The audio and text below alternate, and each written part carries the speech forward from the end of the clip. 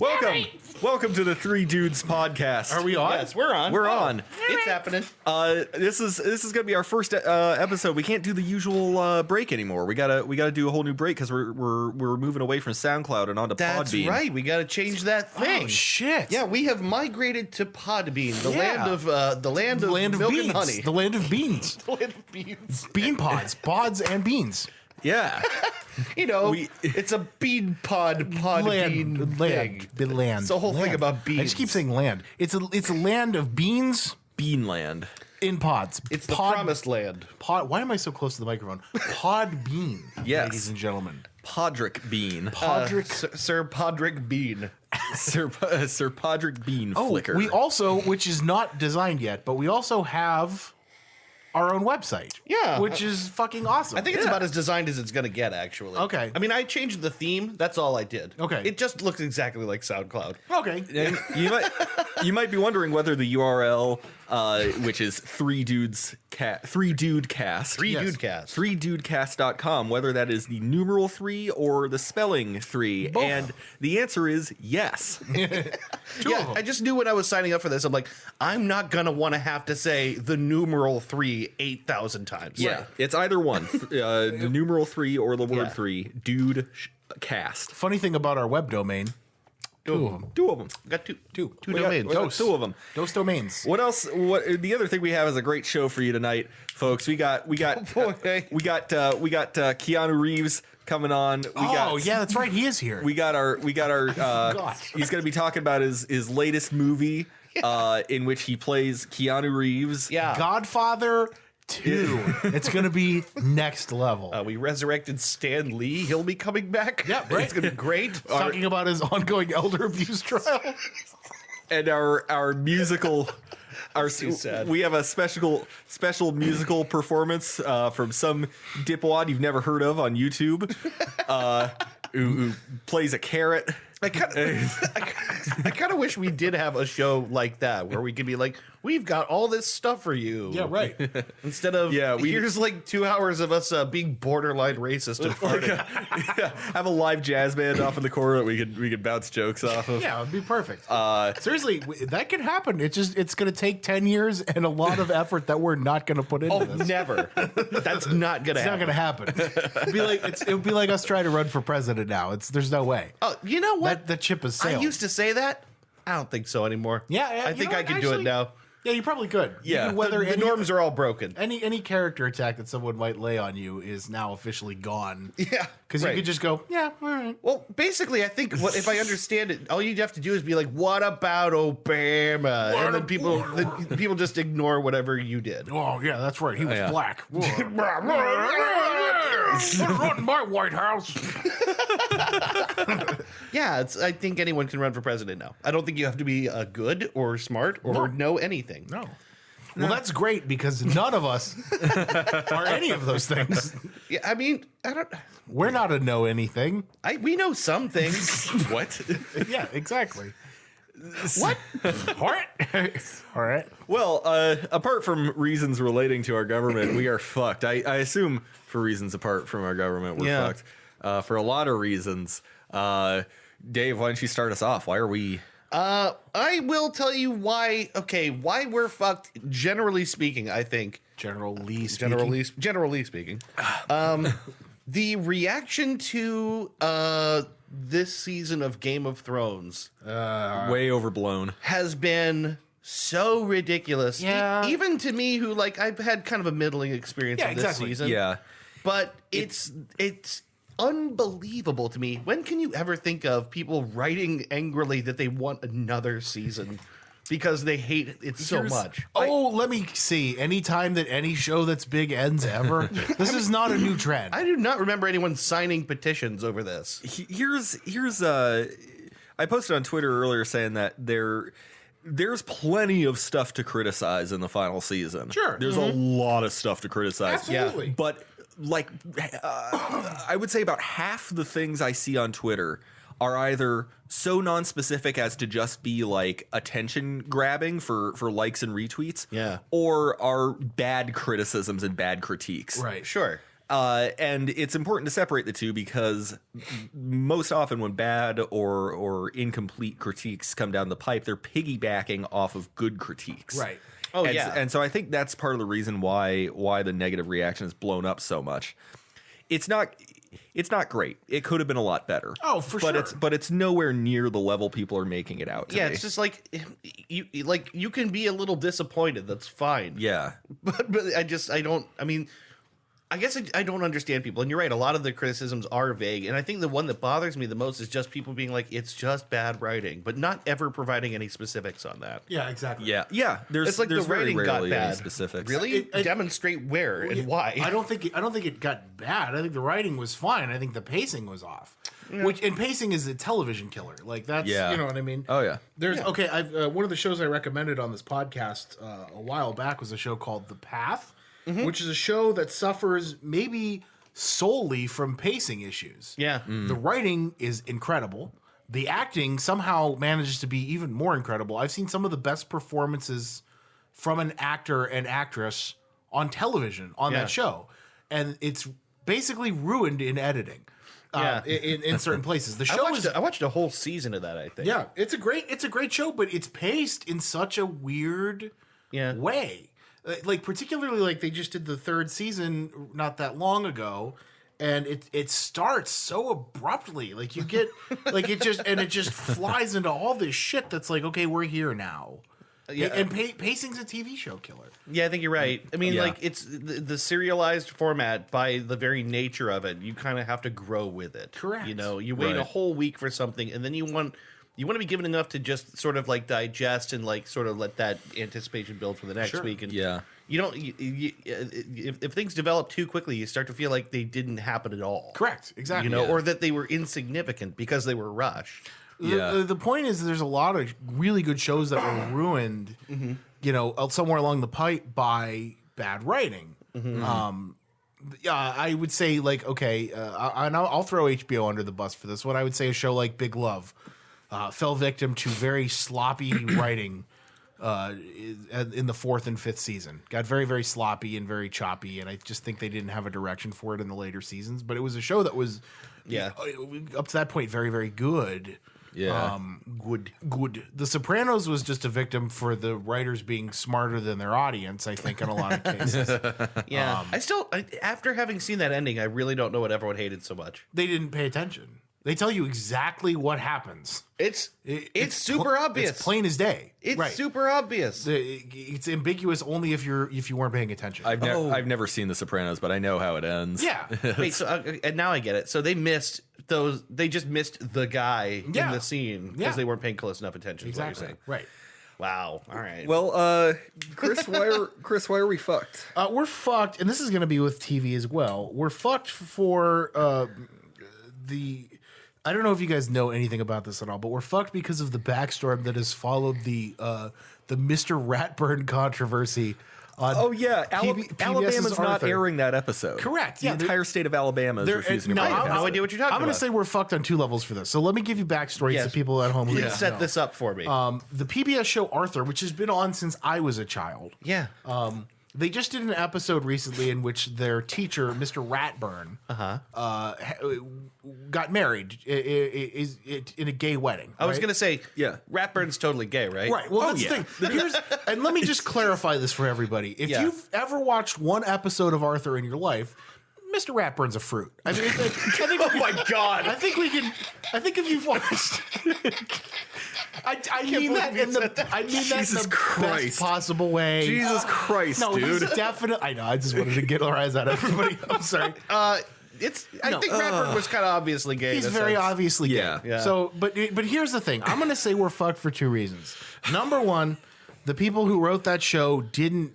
If you're going to do that, they just kind of like did it. Yeah. And I watched the But episode. that's what you got to do. You can't like you. Yeah, you can't make it a very special episode. So Yeah. sit down and be prepared to be morally guided. The more normal you make it, Yeah. the more ordinary you portray it as. But my argument would be if you're going to make it, I'm not saying that you just like make it like a big to do. I'm saying like, why didn't we talk about this 5 years ago? Yeah, right. Why don't we just be like, oh, Mr. Ratburn has a boyfriend, which we all know he totally does. Yeah, right. Like they just were like, oh, here we go. Here's a wedding, and now somehow the students are there. So number one, Yeah, why are the students at his wedding? That it just seems highly inappropriate. It just seems like a thing where they're just They've- like trying to drum up support for, you know what I mean? I mean, whatever. they've been stuck in the same grade for 20 some Exactly, years. right. It's, It's true. Actually, at this point, they are just Pretty like close his students. bond. It's not a professional relationship anymore. They're like a family. Yeah, right. Because they never ever leave that school. But it seems like it's just one of those things where they're like, oh, look what we could do with TV, and you know what I mean? Yeah. Like it just seems kind of like.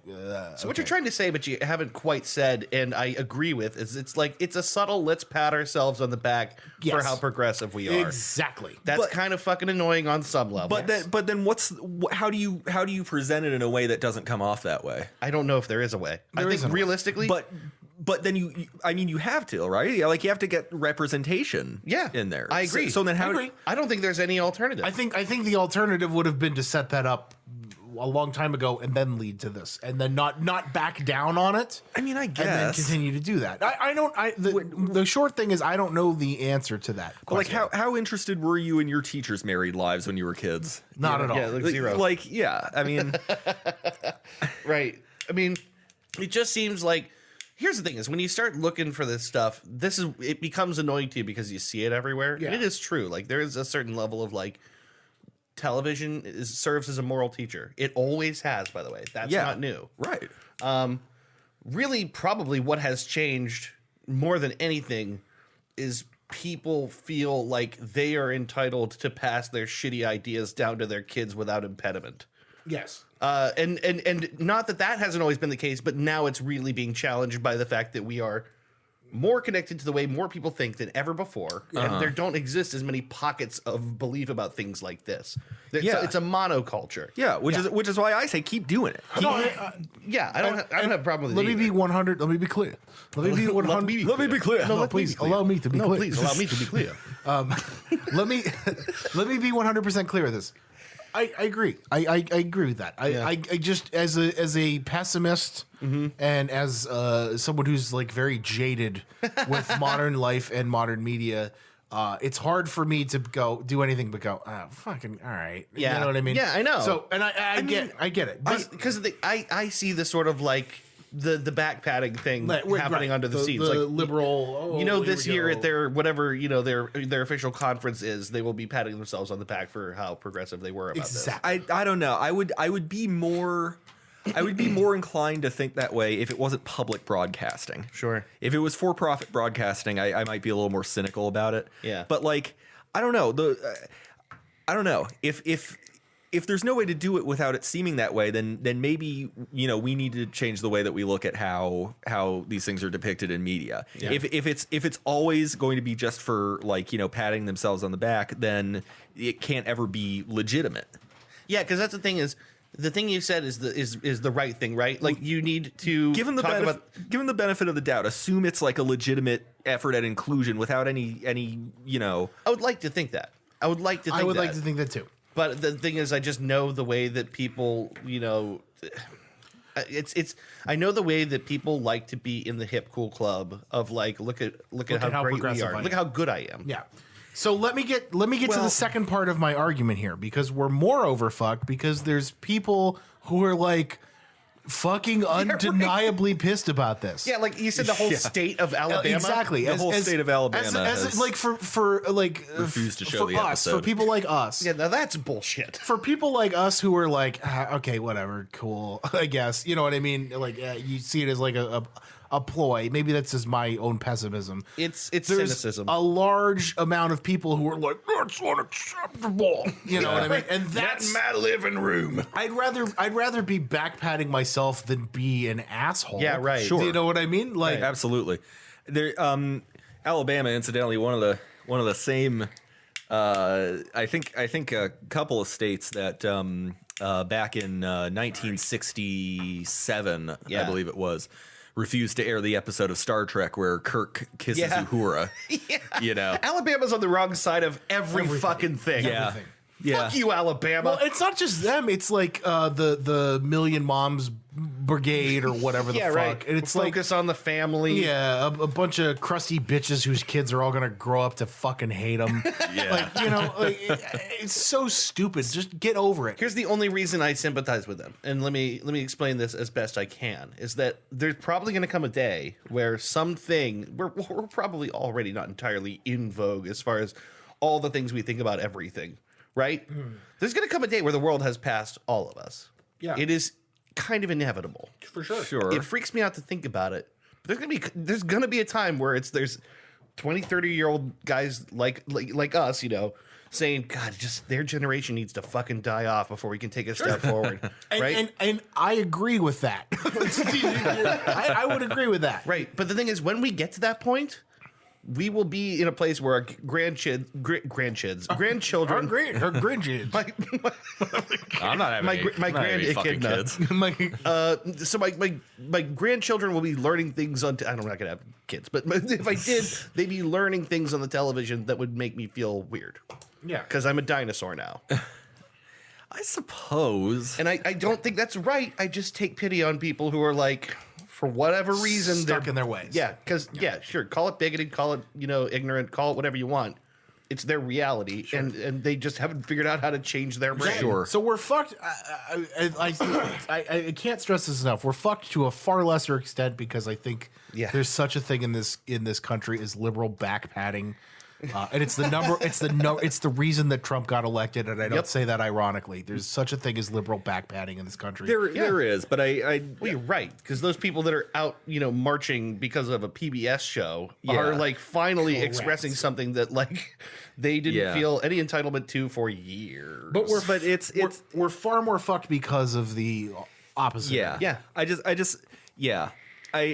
I don't know. I feel like yes, there is back padding out there, but I think it does more to help representation to assume the best intentions until you're shown otherwise, Yeah. So the thing is, I'm basing that judgment based on everything else that I've seen in media, where it is all back padding. Yeah. That's what I'm basing it on. I should have a higher opinion of PBS though, because PBS has kind of faced a lot of pretty serious adversity and always stayed true to unbiased, straightforward. You know what I mean? They attempt to be an actual public service. And being free of advertisement dollars enables them to do a better job of that than anyone else. I've said this many times on this show before. The news used to be a public service. Used to be an agreement between the networks and the government that this is something that's provided to the people without bias. And that changed sometime in the 1960s, I think. Yeah. And it's never been the same. And PBS is like that one, I think, straight and narrow kind of right down the line. So I'm giving them the benefit of the doubt. We are far more fucked because there's fucking assholes out there marching over a cartoon show. I'll tell you what, like watch the PBS NewsHour and then like watch like any hour-long CNN, block MSNBC, of Fox News, News, any of those guys. Exactly. Yeah. Now, I will say this. I saved this picture because it's one of the funniest things I've ever read. We got a great Onion article out of this. All right. The Onion article is PBS defends Arthur episode where Mr. Ratburn reveals he's the ultimate twink power bottom. Yeah. Which is one of the funniest sentences I've ever read in my life. Ultimate twink power bottom. I read that article headline incidentally before I learned about the controversy. Oh, really? I laughed to myself for a solid 2 minutes. That's a you know what? Flashback to the book you got in the bathroom, that Onion reader, with PBS defends first gay Muppet. Oh yeah. And Roger, and he's got like the leather fetish shit on. Yeah, he's like a mustache. biker looking Muppet. Yeah, so funny. Oh god, that was silly. I guess I don't know. I'm trying to personally be unbiased here because we're fucked from both sides of the aisle. But we're fucked because one side of the aisle, amounts to just like snobbish douchery, and the other side of the aisle affects to like actually maybe contributing to teen suicide. Yeah, so right. Yeah. Exactly. I'm, Like, I'm gonna go with the back patting side. I think Yeah. on this yeah, one. it's So, just that it's annoying. It's not that it's a bad thing. Exactly. It's that it's that I as cynically a cynic, yeah, I cynically know that there's a group of people who are, sort of sniffing their own farts over this, and it just rubs me the wrong way. That's possibly true. But anyway, Anyway, I don't really know if I feel especially fucked this week. I've been on Prozac for like a week now. Like again, finally, Yeah, I finally right. got my fucking Prozac back. Yeah. I'm not drinking tonight, as you see. You got 2 whole packs of Starburst. I already ate one. I came in with 3. I've already eaten one. oh, really? But I don't know. I've just been jonesing for Starburst lately. But I might have a beer or 2 later. But like, I just I've been cutting back. And, yeah, that's good. That's good. now that I'm on Prozac, everything feels pretty good. I'm a firm believer that drinking is only a problem until people around you tell you it's a problem, or Yeah. you are. Moreover, if you think that it's a problem, I think if it interferes with your life, yeah, and that means damaging your relationships, making you, damaging you, hurting yourself, or Any you're substance failing to do Yeah. things, Aubrey's always been concerned with the amount I drink, and it's a good concern to have. So I've been making the change. Yeah. But so I don't know. I don't feel especially fucked. Just trying to, as always, just figuring out what I want to do with the rest of my life. yeah. Yeah. The thing is, I think the most interesting people in the world are people who never figure that out. Yeah, I would like to figure it out though, because I want to be able to retire one day. Oh, sure. No, I mean, like, you can still do that and not figure out who Yeah. you are all the way. You know Sure. what I mean, Sure. I don't know. I'm at this point where like I'm discovering how much I don't know about my field, and like figuring out where I want to go and what I want to. You're new to it. Specialize You in. shouldn't Yeah. know that much. Right. You should just know the basics, Right. Because that's what a career is about. Yeah. So I gotta find a place that's willing to teach somewhere down the line, not necessarily like even soon. Yeah. Like another, give me another 6 months or so. I can't believe it's been 6 months that I've Yeah. had this job now. Yeah. Wow. Yeah, might starting say that- in November. it's been 6 months. 6 months. It's been 6 months. So anyway, we'll be back. Wait. Yeah, What? you did say why we're. Did you say why? No, I said I don't. you I don't. just I don't didn't. feel particularly fucked. I thought you were just coming around. I thought you were just going around in circles and then eventually going to say something. But No, that was pretty much it. I don't feel particularly fucked. all right. But yeah, so we're gonna. You're all right. We got to do this podcast more. I'm like just completely lost in it. Earth today. I'm like when you put a goldfish in a different bowl and it's just like what where am I? What is this? What is this? So we are going to take a break, Yeah. and we're gonna come right back with reality or bullshit. Yay! And Yay! And we'll- Ben, yay! present our topic. Jesus Christ. Yeah, gosh, we got.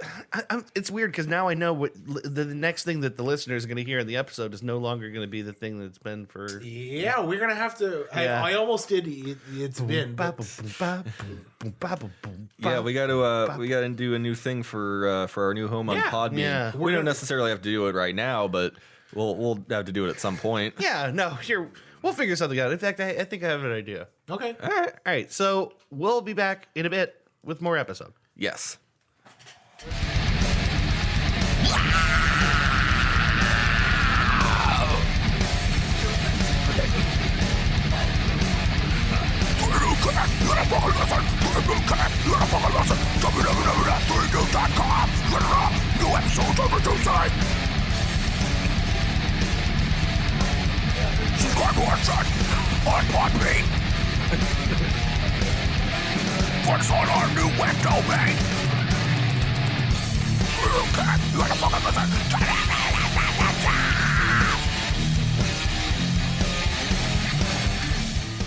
And we're back. And we're back. Welcome. Yes, we're back. So I think we'll probably use that for every episode from now on. Yeah, it's probably good. Yeah. It's subtle. It's Super subtle. Yeah. Well, and I think it's really easy to understand. Which Yeah. we kind of threw the other one together. This one, yeah. This one we took some time on. took a little more time The on. last one we just kind of threw out there without thinking about it all. So Yeah. Yeah. It'll be good. Yeah. So anyway, Moving on. Yeah. So moving on, we have a brand new edition of Reality or Bullshit for you, and this one was inspired by. We got a question once, not too long ago. I think we were playing at my place, Okay. Chris, Fibbage on the Jackbox games, and one of the questions involved the original title for Of Mice and Men. Yeah. I think I Which remember that. the original title, it was terrible. The actual title originally was Something That Happened. That is like a really. Is that really? That's Yeah. an awful I'm title. trying to remember that. Something that. I do remember the question. I don't remember that being the actual thing. That's the answer. The lie I came up with was My Brother's Keeper, and that got quite a few. Yeah, that was a people. really convincing one. But yeah, it is, the original title was Something That Happened by John Steinbeck, right? Steinbeck wrote Mice and Men. Yeah, that's Steinbeck. So rather than books, I decided to go with movies, original working titles for motion pictures, well-known motion pictures. 3 of these are real. One of them I completely pulled out of my ass. Okay, this is gonna be fun. I like this one. Obviously, the objective is to figure out which one I've invented. Yeah. So your choices are the original title for E.T., which is Heart of a Boy. Okay. I'll let you guys Yeah, sorry. Just writing that down. The original title for Friday the 13th, which was A Long Night at Camp Blood. A Long Night at Camp Blood. Yeah. Okay. That was, for Friday the 13th. The original title for Saturday Night Fever, which is The Tribal Rights of the New Saturday Night. Tribal Rights of the New Saturday Night. Ooh, man, these are going to be hard. Wow. Okay. Or the original title Blade Runner being Dangerous Days. You know what's really depressing to me is that 3 of these are actual titles, Yeah. working titles. So we have to spot the lie, essentially. Yeah, which one of these did I make up? Okay, so Blade Runner, you said Dangerous Days. Dangerous Days was the original working title for Blade Runner. My God. Okay. Well, the problem is every single one of these I think is genuinely worse than the one that it ended up being. Oh, certainly. The thing is, if this was like identify the one that was true or something, I think I'd have an easier time. That may be that should probably be what I did. No, I think it's good that you did it this way. Yeah, this is much harder. Yeah. Much more of a challenge. Much harder. Yeah. And that's better. Okay. That's actually better. Man. For our listeners at home, again, these choices are E.T. originally being titled Heart of a Boy, Friday the 13th originally being titled A Long Night at Camp Blood, Saturday Night Fever originally being titled The Tribal Rights of the New Saturday Night, and the original title Blade Runner being Dangerous Days. Okay, here's the thing. The tribal rights of the New Saturday Night is so bad. I feel like that's it. And I mean, it's so bizarre. I don't think you wrote this one. That's the way I feel about this. Heart of a Boy, I could see. Long Night at Camp Blood, I could see. Dangerous Days, I could see you writing that. I just think the tribal rights of the New Saturday Night is so fucked up. Well, you're picking the one that I came up with. Yeah, you got it backwards. We're picking the one that he came up with. Wait, what? These are 3 of these are the correct working title. 3 of these are real. Wow, what's happening to my fucking brain? I don't know. I was like, wait a minute, do I have this backwards? Oh my God. No, 3 of these are real. 3 of these are real. I think I need to go to the hospital. Just keep drinking that coffee. Bud. Yeah. You'll be fine. You have to find the one that I invented. So my initial impression is that you invented Dangerous Days as Blade Runner's title. But I think that is just bad enough that is actually true. Yeah. And I'm going to call an audible here. And I'm going to say that you invented Heart of a Boy as the title for E.T. Okay. I have no backing other than gut feeling behind this. I have no justification for that. All right. I feel like I'm leaning towards A Long Night at Camp Blood. that was my second choice. Long Night at Camp Blood. All right. It just But that sounds like a Carpenter-esque kind of. Did Carpenter do Friday the 13th? Oh, I don't know. I don't think so. I've I'm never not sure I've never though. seen Friday the 13th myself. Oh. I just know what it's about. I think it's a Long Night at Camp Blood. That's my gut. All right, you're going with Long Night at Camp Blood being the original for Friday the 13th, Yeah. and you're going with Heart of a Child, Heart of a Boy. The heart of a child. Chris is correct. No way. That's the one I made up. No shit. The other three are completely real. Okay, so my gut instinct was correct about the tribal rights of the new Saturday Night. From what I read, they based that the script and the title off of an article from the New York Times from the 70s about the emergence of disco culture. That makes sense. And the Bee Gees, who did the entire soundtrack to the movie, refused to have that name on the album because it was so fucking stupid. So it was changed by their request to Saturday Night Fever. It's the kind of thing that makes a lot of sense as an article title because it's like, okay, we're doing something sociological here, but it's like Right. a movie's personal. It doesn't make Yeah, sense. the producers really fought to have it be as close to the article as they could have it. Yeah.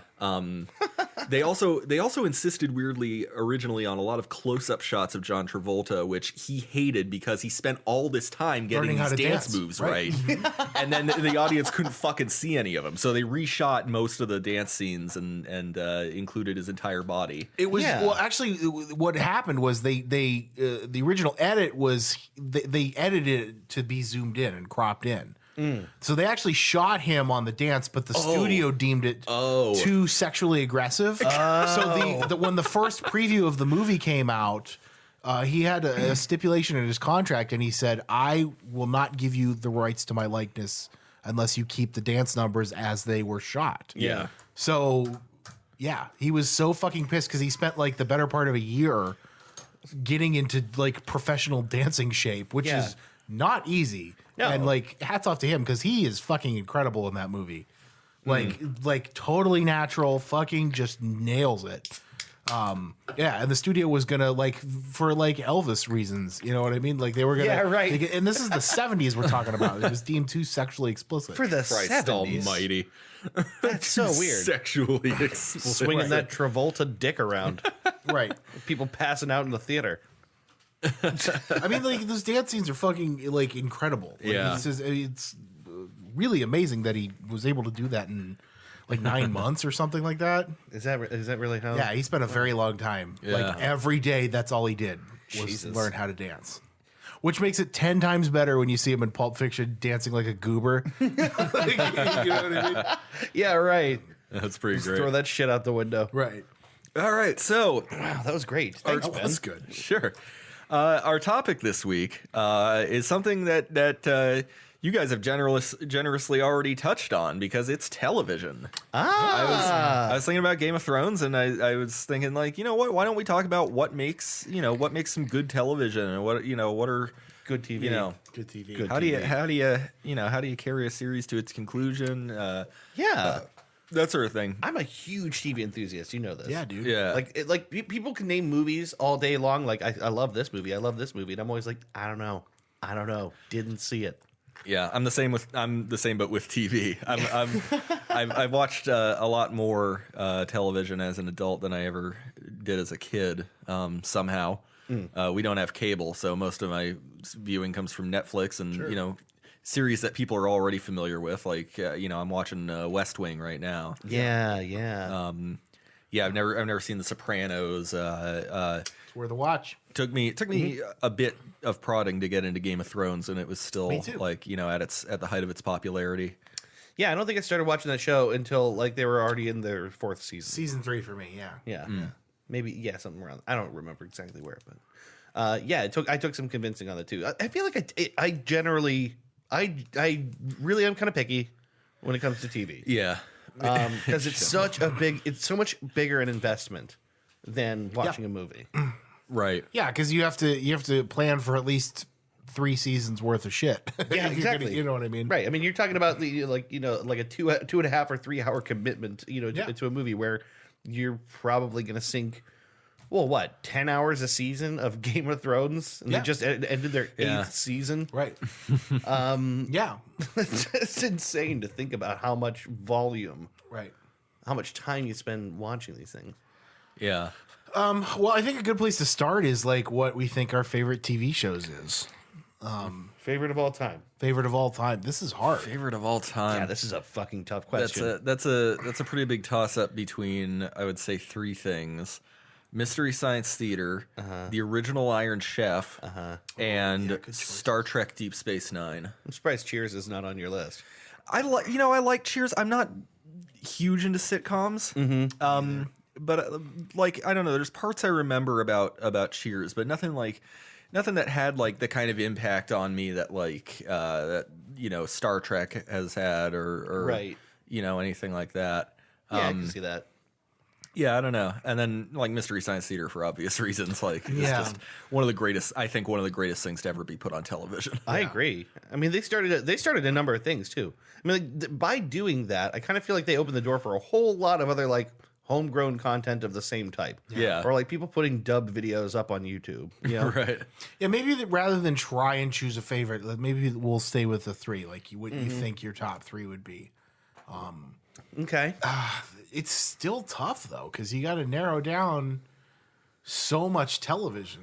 Yeah, but I can be pretty specific, I think. If I had to pick, I think, and this is so fucking hard. I think I would have to go with, if forced to choose, 6 Feet Under, The Sopranos, and Breaking Bad. Wow. Yeah. As three examples of, and of those,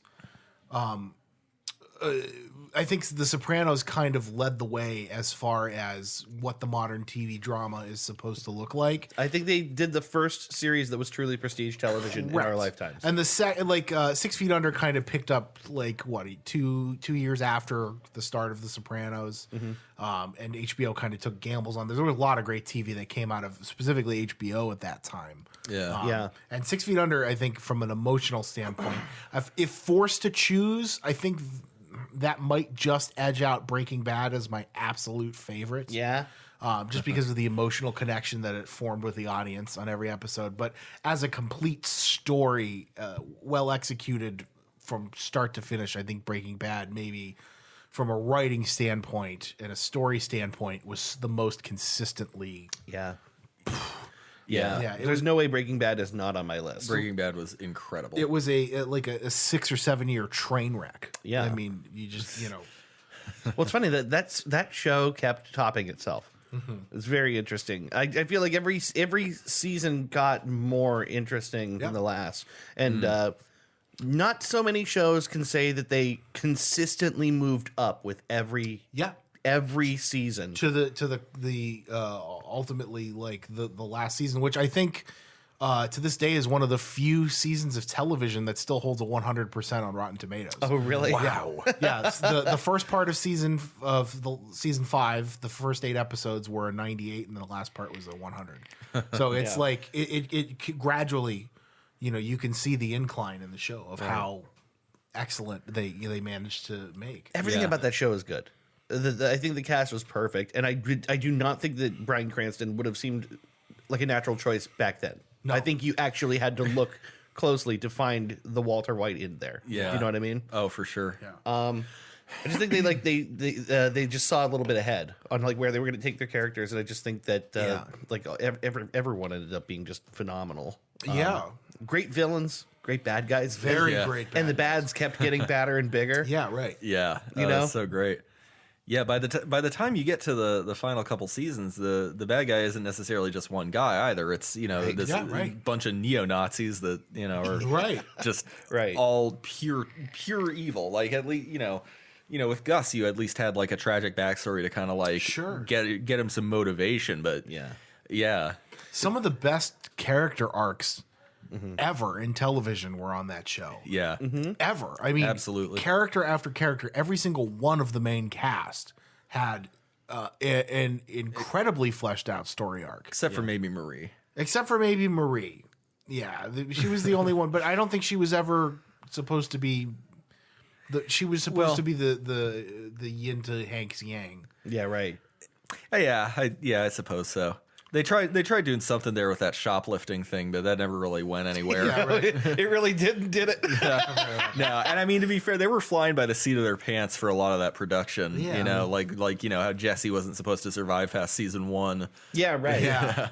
Just such a quick fan favorite, right? That it's like we can't get rid of this guy. Yeah, he's, right. He's part of the. He's like a part of the show now. Oh yeah, Right. Yeah, and Hank, I think the character of Hank on that show, one of the greatest television story arcs ever because it's so complete. Yeah. You go yeah. from like the just macho, plucky comic relief to like, okay, what happens when you take that machismo away? Right. Yeah, when you break a guy. What happens when you break a man? How does somebody like that compromise? You know what I mean? Yeah. Yeah, And like- how do they ultimately become better or worse for that? Yeah. They really drove that point home. I mean, like one of the most complete characters ever written in television, I think. Yeah. Absolutely. Along with Walter White, for that matter, too. You know what I mean? Yeah. Yeah, no, I think so. You guys all know because we've watched it together several times. Exactly what I'm talking about. The crawl space shot. Oh, one of the best. Yeah. Probably the best thing committed to television that I've ever seen. Yeah, one is of the- that 2 minutes. Yeah. So good. Yeah. Yeah. So good. One of the. Spine chilling. Yeah. It really is. And the thing is, it's also not just about what you're seeing; it's about what you're hearing. Yeah. The soundtrack there is so interesting. Yeah. And just does this like fade out to white noise at some point, and the camera just shaking, and Yeah. That shot, that crawl space shot. it says everything about the state of like Yeah. the dude himself. You can watch Yeah. that. You can watch that 2 minutes without, and it really doesn't spoil anything. I would recommend everybody Yeah, actually. go on YouTube and watch that crawl space scene because it doesn't actually spoil anything because it's so out of context. Yeah, right. You wouldn't know what money or what they're talking about. They're talking about money, obviously. Yeah, that scene explains everything you need to know about the show. Really, Yeah, I mean, it's the entire mood of the show boiled down into one. Yeah. It's Scene. Yeah. it's a descent into one guy's horrible dark side. Yeah. And it's really great. Yeah, Breaking Bad has to be on the list. Absolutely. On as far as like complete characters, as far as like really fleshed out characters, I mean, if you sit down and watch the entirety of Next Generation, like Yeah. you'll find that Captain Picard has you'll know the man's life story by the end of the series, you know, and why he is the way he is. Yeah. And it's so great, which makes the final scene of the final episode all the more heartwarming. Oh yeah. Because it's a big well, the whole crew is involved in the final scene, but it's a pretty big Picard moment, and it's really nice. I intend to watch that show. I only really watched like the first season and a half. Kind of stopped somewhere in there. I've shown you an episode or two, I think. Yeah, like the Measure of a Man in Measure of a particular. Man. That's what I always think of, the trial of Data, right? Yeah, Yeah. The trial to determine whether Data is a sentient person or if he's Starfleet property. Yeah, right. Yeah, That was a really, really good one. Ooh, that sounds tremendously interesting. Yeah, it's great because basically the idea is this doctor comes on I board. can't tell if you're being I sarcastic or am. not. No, I'm not being sarcastic. That sounds really interesting. This, like, I say researcher. that- I know that probably came across as shitty. I mean, No. sounds really- I can never tell. and I'm bad at telling in the first place. Yeah, My head is full of Asperger's. yeah, like a researcher comes on board. And Yeah, he Commander Bruce Maddox. yeah, he claims to have like the rights to perform whatever kind of experimental He like, wants procedure to on Data. take Data apart to see how he ticks. Oh yeah, that's and, right. And warns him that he might not be able to reactivate Data after the procedure, and so Data refuses. And then he says, "Well, I order you to." And Data's like, "Well, I quit." and he says, "Well, you can't quit because you're a machine that belongs to Starfleet." Yeah, Data's creator is dead at this point, right? Dr. Noonien Soong. Yeah. He's gone. He's like, No one knows where he is or what his status is at that point. and he's like got a. I remember there's at some point there's like a lab that gets. It might be a different episode where they discover like a lab of his or something. Yeah, it was. Might be it in the was- first season actually. It was the planet where they discovered Data, and that was where they find his twin brother, Lore. That's right. Yeah, Lore is like bad guy like Data. yeah. Data and lore. I like that. Yeah, Brent Spiner playing multiple characters in a single episode is one of the strangest and most awe-inspiring parts about Next Generation. Like the dude has masses and masses of talent. Yeah. What are your 3 favorite episodes? Three favorite episodes? Or 3 favorite TV shows? I think we, Okay, 3 favorite shows. I'm always going to have The Office at the front of my comedy list. Okay. Not necessarily even because I think it's like well, no, I guess I really do think it's like the funniest. I think it's of all the comedy series I've watched, it's the one that I just like cannot get enough of. Doesn't stop being good. Michael Scott's character is amazing, and only gets better. And then that show kind of, to be fair, it kind of does take a dive when he leaves. Yeah. Oh, It's for sure. Not yeah. completely off the cliff, but it's like he's Right. he's half the reason to watch that show. Yeah, right. Breaking Bad, obviously, also still on that list for all the reasons you described. But I'm having a hard time with the third one because part of me wants to put The Sopranos in there. Dr. Quinn, Medicine Woman. Xena, Warrior Princess. Conan the Barbarian. I don't know. It's The Andy Griffith Show. Sorry. No, it's tough. I think if I had to do another one, it might well be Black Mirror. Black Mirror is a great choice. Yeah. Black Mirror is great television. I think as far as like that sort of like dystopian sci-fi kind of vibe, I don't think anyone's ever done it better. Amazon tried to do something similar. They took a bunch of short stories by Philip K. Dick and they turned them into episodes of that show Electric Dreams. Right. And that was pretty good. I mean, it was very good in a lot of places. Some episodes I didn't care that much for, but like I thought it was a really good show. Black Mirror is Twilight Zone for the modern age. Absolutely. The thing about Twilight Zone is like, what is life going to be like in the future? Yeah. And Black Mirror is, okay, we're in the future. What's life going to be like 20 years from now. in the future of this future? Yeah, right. You know what I mean? Well, I sort of feel like a lot of the Twilight Zone was like, so a lot of it wasn't even necessarily sci-fi. Some of it was. I think it's like maybe what it's more known for, but a lot of it is just like these like almost like classic fable-y type stories. Yeah, sure. Like with like the equivalent of trickster gods putting people in weird positions. Yeah.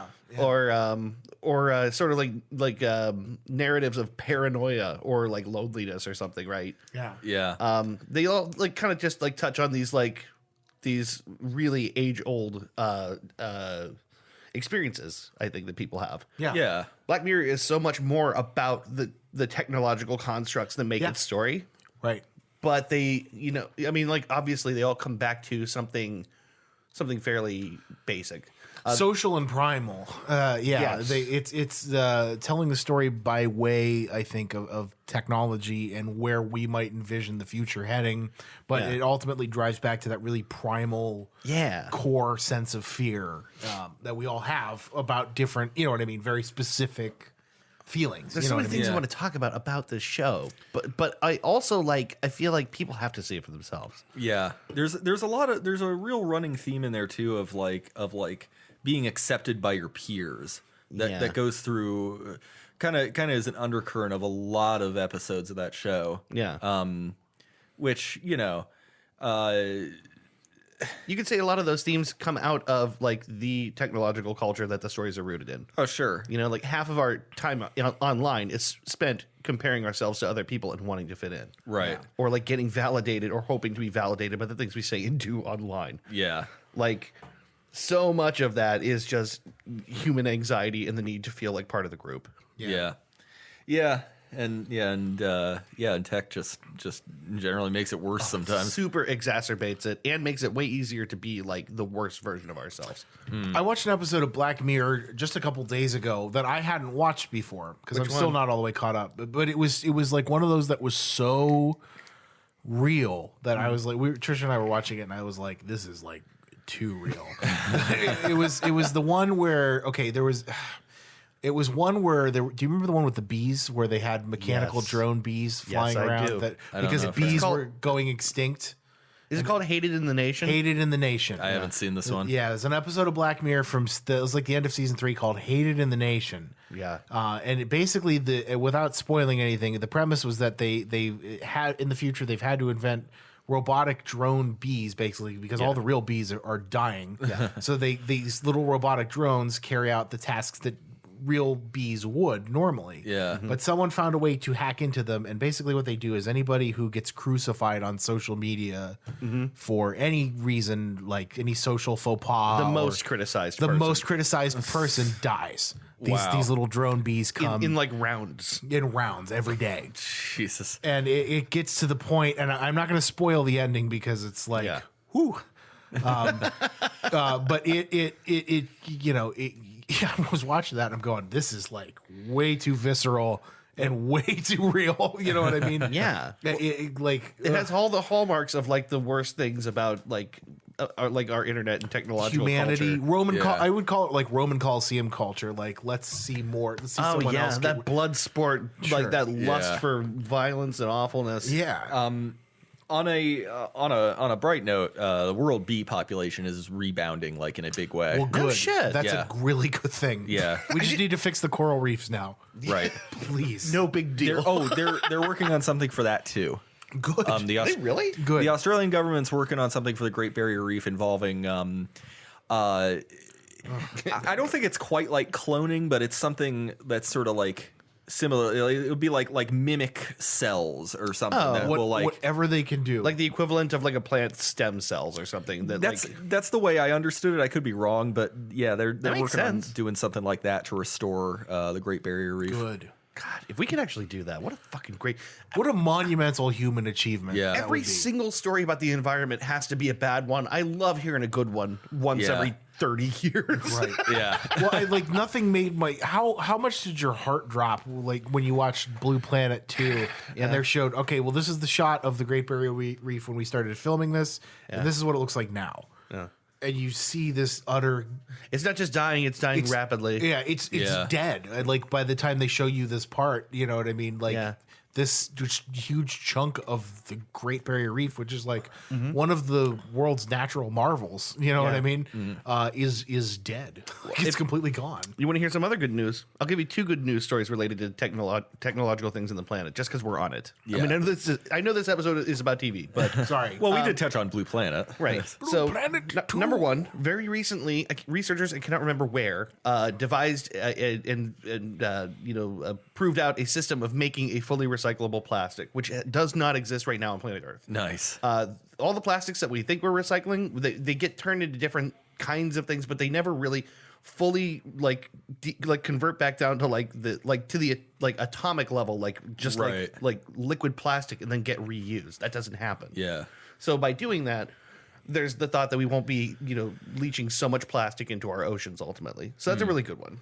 Second thing is a lithium production company in China just recently figured out how to get their production costs down from, I can't remember what the unit is, the volume is, that they use as like the sort of benchmark, but basically from like what would cost $15,000 US dollars to produce is now down to like, they could do it in like 2,000 US dollars. Okay. So what that means is that the price of lithium ion batteries should go down to like a seventh of what they currently cost, Good. which Wow. also is the thing that makes electric cars so goddamn expensive. Yeah. Is all those lithium cells are so fucking Yeah, expensive. it's like $3,500 to replace a electric battery. yeah, and crazy. And the thing is, like Teslas have like 12 of them in them, Right, you know, exactly, they in a lot of electric vehicles, the batteries take up the entire under the floor space right. in the whole fucking car. Yeah. So That's fantastic. yeah, so I mean, those two things in particular are good for the planet, I think. Yeah. I mean, we're still talking about ripping up lithium out of the ground, or however the hell they do Yeah, that. whatever. Fuck it. Fuck the planet. We're always going to need resources from the planet itself. Yeah, right. I mean, But That's not it going just away. seems like maybe some good things are happening. Yeah. For the planet, wouldn't that be nice for a change? anyway. So getting back on subject here. Yeah. I think the next part of the conversation we were heading towards was like fleshed out story arcs. Yeah. So you said Picard, I said Hank, Dean Norris. Well, more like it's like a fleshed out character, but like there's a bunch of arcs going on in Star Trek at once, and some sometimes there's not even really an arc that can last more than a single episode. Yeah. Yeah. You know, I don't know if it counts because he's a real person, but on some level, I think the portrayal of maybe it doesn't count. I can think in Carl Pilkington's head. I can think like that man now because I've heard him talk for so long.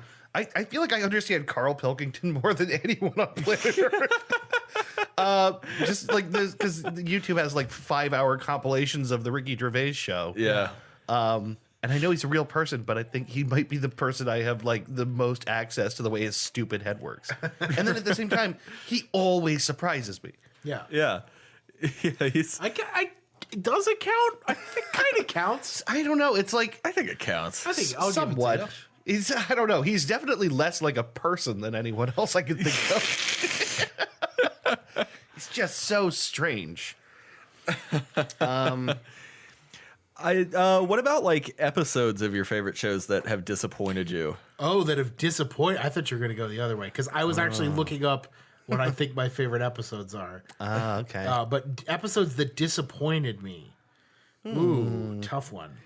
Yeah, right. Disappointed, like you were like, oh, I'm mad at the show for doing that, or disappointed, like Like doesn't live up to the standards of what the show usually puts out. all right. I will give you a specific example, and this is the one The one I'll give you is a partial spoiler for an episode of the show Big Love. So if you ever plan on watching Big Love, I will ruin this moment for you. I'm sure that's okay. Yeah, so there's an episode in season 4, which I said earlier was kind of like right after the drop off point. Like the end of season 3 was where it really started to take a nosedive, where you could tell that writers didn't know where they were going with it. Yeah. There was an episode of Big Love in season 4 where, if you don't know what Big Love is about, it's basically about this family living in Utah. Bill Hendrick, who has 3 wives. He's a Mormon. He believes in plural marriage. One of his wives, his father-in-law, is the leader of one of the religious Mormon compounds. And then you get to, which is a thing. There's actual Mormon, You mean like bunker compounds? polygonal what I mean? People who believe in You polygamy. need a place to hole out from the United States government. Yeah, but they're like real, like where people live in the 1700s. They're just, they take on 10, 12 wives depending on what your social standing is in the compound. They don't have electricity. They just live in Utah and they claim religious freedom. So and all these guys, they call themselves prophets. Like they're the Right. They all have like a mystical quality to them. Like they all want to be Joseph Smith. Exactly. But there's like several of these different compounds. Yeah. So you learn Roman is his father-in-law basically, but you learn about another compound which is somehow scarier than this fucking psycho's compound who's his Bill Hendrick's father-in-law, who's like the main subject of the show. And it's run by this guy, these people, the Greens, Hollis and Selma Green. Hollis Green, who claims to be the living reincarnation of Joseph Smith. Because of course he does. So the thing is, they've set this compound and they've set these characters up to be fucking like horrible, dark, scary people. Okay. And they've done it very, very effectively throughout the entire first 3 seasons. You were like, these guys are fucking skeevy. Just the way they look, they just skeeve you out. So you only see them from the outside, I guess. Like this is his essentially father-in-law and their people, but we see them. We see the Greens like in snippets. They come out because they're 2 rival prophets, right? So you see these like 2 kind of like fighting prophets going at it for who, but they have dueling prophets. But they have to work. But like, there's points in the show where they have to work together because inevitably, their interests collide at certain points. They could have solved this by putting him in the prophet dome. I'll give you a good example of how one man leaves. 2 men enter, 1 prophet leaves. Who is Joseph Smith? America's next top Joseph Smith. Do you have what it takes to be the next Mormon prophet? The first rule of Mormon Compound: you do not talk about Mormon Compound. Oh, that's funny. Okay, prophet v. prophet. I'll give you a good example of how evil they make Hollis Green out to be. Okay.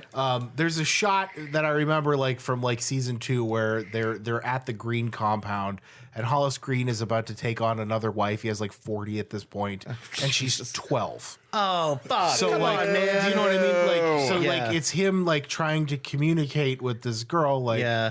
you know, I'm trying to remember specifically, but it's just him trying to be like gentle and reassuring, but also like, You're you gonna know, be my wife. You're gonna be my wife. That's It's fucking, fucked it's up. fucked. It's That's fucked fucking up. creepy. That might And be one of the horrible. creepiest things to be on TV. Yeah, it's horrible, and they set this villain up so well, and they blow this all up with this really weird, crazy storyline in season 4 that involves the Greens.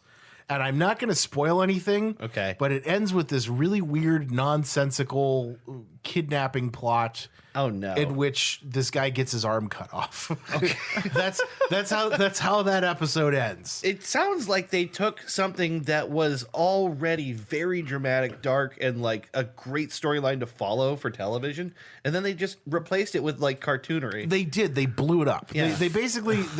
I can't remember what it was. Like the Greens kidnapped one of Bill's wife's sister's kids. Okay. And then Bill goes on this crazy wild goose chase to try and get them back.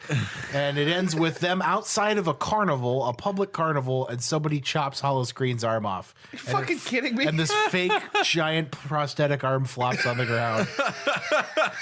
That's Is what it, like, ended really with. obviously And fake? it was so. That was the moment. I watched the whole rest of the show, but that was where I was like, "Ah, fucking all right." That's kind of that doesn't sound. It ruined what was otherwise one of the greatest TV villains of all time. It fucking ruined it. Wow. It just rubbed me the wrong way. And I think that was the most disappointing thing that I can remember, because they had somebody who was just, you just hated this guy so Yeah, badly, right. and they just cartoonified the whole thing. That sucks. Yeah, that it- sucks it because really it did. seems like he's way more interesting from a psychological perspective than as like a bad guy to chase and like shoot and to chop and all that. Right. Yeah, that does kind of squander some potential, doesn't it? Yeah, right. Because they built him up so well, and I don't know. So I don't know if anybody else has any good examples of like squandered potential in TV. I don't know. I mean, I feel like I've been disappointed by a lot of television. I think the worst episode of any show is always its clip show episode. Oh god, yeah. yeah. This is one of the worst things TV does. They should stop doing it. We have YouTube now. Next Generation even managed to do a clip show episode. Really? It sucked. It was the season 2 finale. They made that the finale. They made of it the finale. season? Well, the reason was they blew all they blew all their budget and then had to ask for more money. Oh shit. For the fucking Borg cube. Oh, okay. I actually know what the Borg cube is. Yeah. Yeah. I was at the Star Trek Museum, and that's the first thing I ever learned about Star Trek. So cool. That there's a huge cube of Borgs. Yeah. The Borg is so interesting to me. Yeah. They were an idea, a failed idea from season 1, a real goddamn abortion of an idea in season 1, which is season 1 famously very, very either pretty good or really bad. I thought the first season was fucking weird. The first season is incredibly weird. It looks like it's trying to be the original series way It- more than the show ever looks like that again. It hadn't found its voice yet by that point. It had not grown the beard. Yeah, yeah, beardless Riker on a planet where women rule and men are like little shrimps in disco suits. Yeah, and they make him wear like a toga or some Yeah, shit. yeah, yeah, and What? and of course Riker. Dragging pretty boy Riker all over the place where warrior women are like looking at him lustily or angrily. Yeah, Riker famously ends up initiating diplomacy with the leader of these women with lots and lots of sex. Yeah, very strange. Because Riker had stopped being the new Kirk by that point. Yeah. Am I to assume that this is what the Futurama episode in which they go to that giant Amazon planet is based off of? Oh, that sounds familiar, but I can't remember. I don't know. I'm sure the brave spaceman on a planet of Amazons thing has been done since the 50s. Yeah. But Well, the Amazons thing, of course, in itself is like the stuff of like Greek mythology. right. So The guys writing stories about what a weird world where women are in charge is like a really like Right. old thing to do. Meanwhile, it's probably not that bad. No, sure. It's probably a lot better than what we got going on right now. Oh yeah, it's like America could be different. If America was run by women, it would be like we all collectively put down the liquor Right. for like a month and got our shit together. Right. That could be America right now. So yeah, as a result of going over budget on the introduction of the Borg, they ended up having to do a clip show for the season 2 finale because the studio wouldn't give them money to do a proper one. So it's basically just Riker having been poisoned on an alien world and like lying in sickbay, dying, and going through a bunch of memories of the previous 2 seasons. That's horrible. That's a big oofer. It was a definite low point in the series, but then season 3 redeemed pretty much everything. It started off some fantastic storylines, including Worf's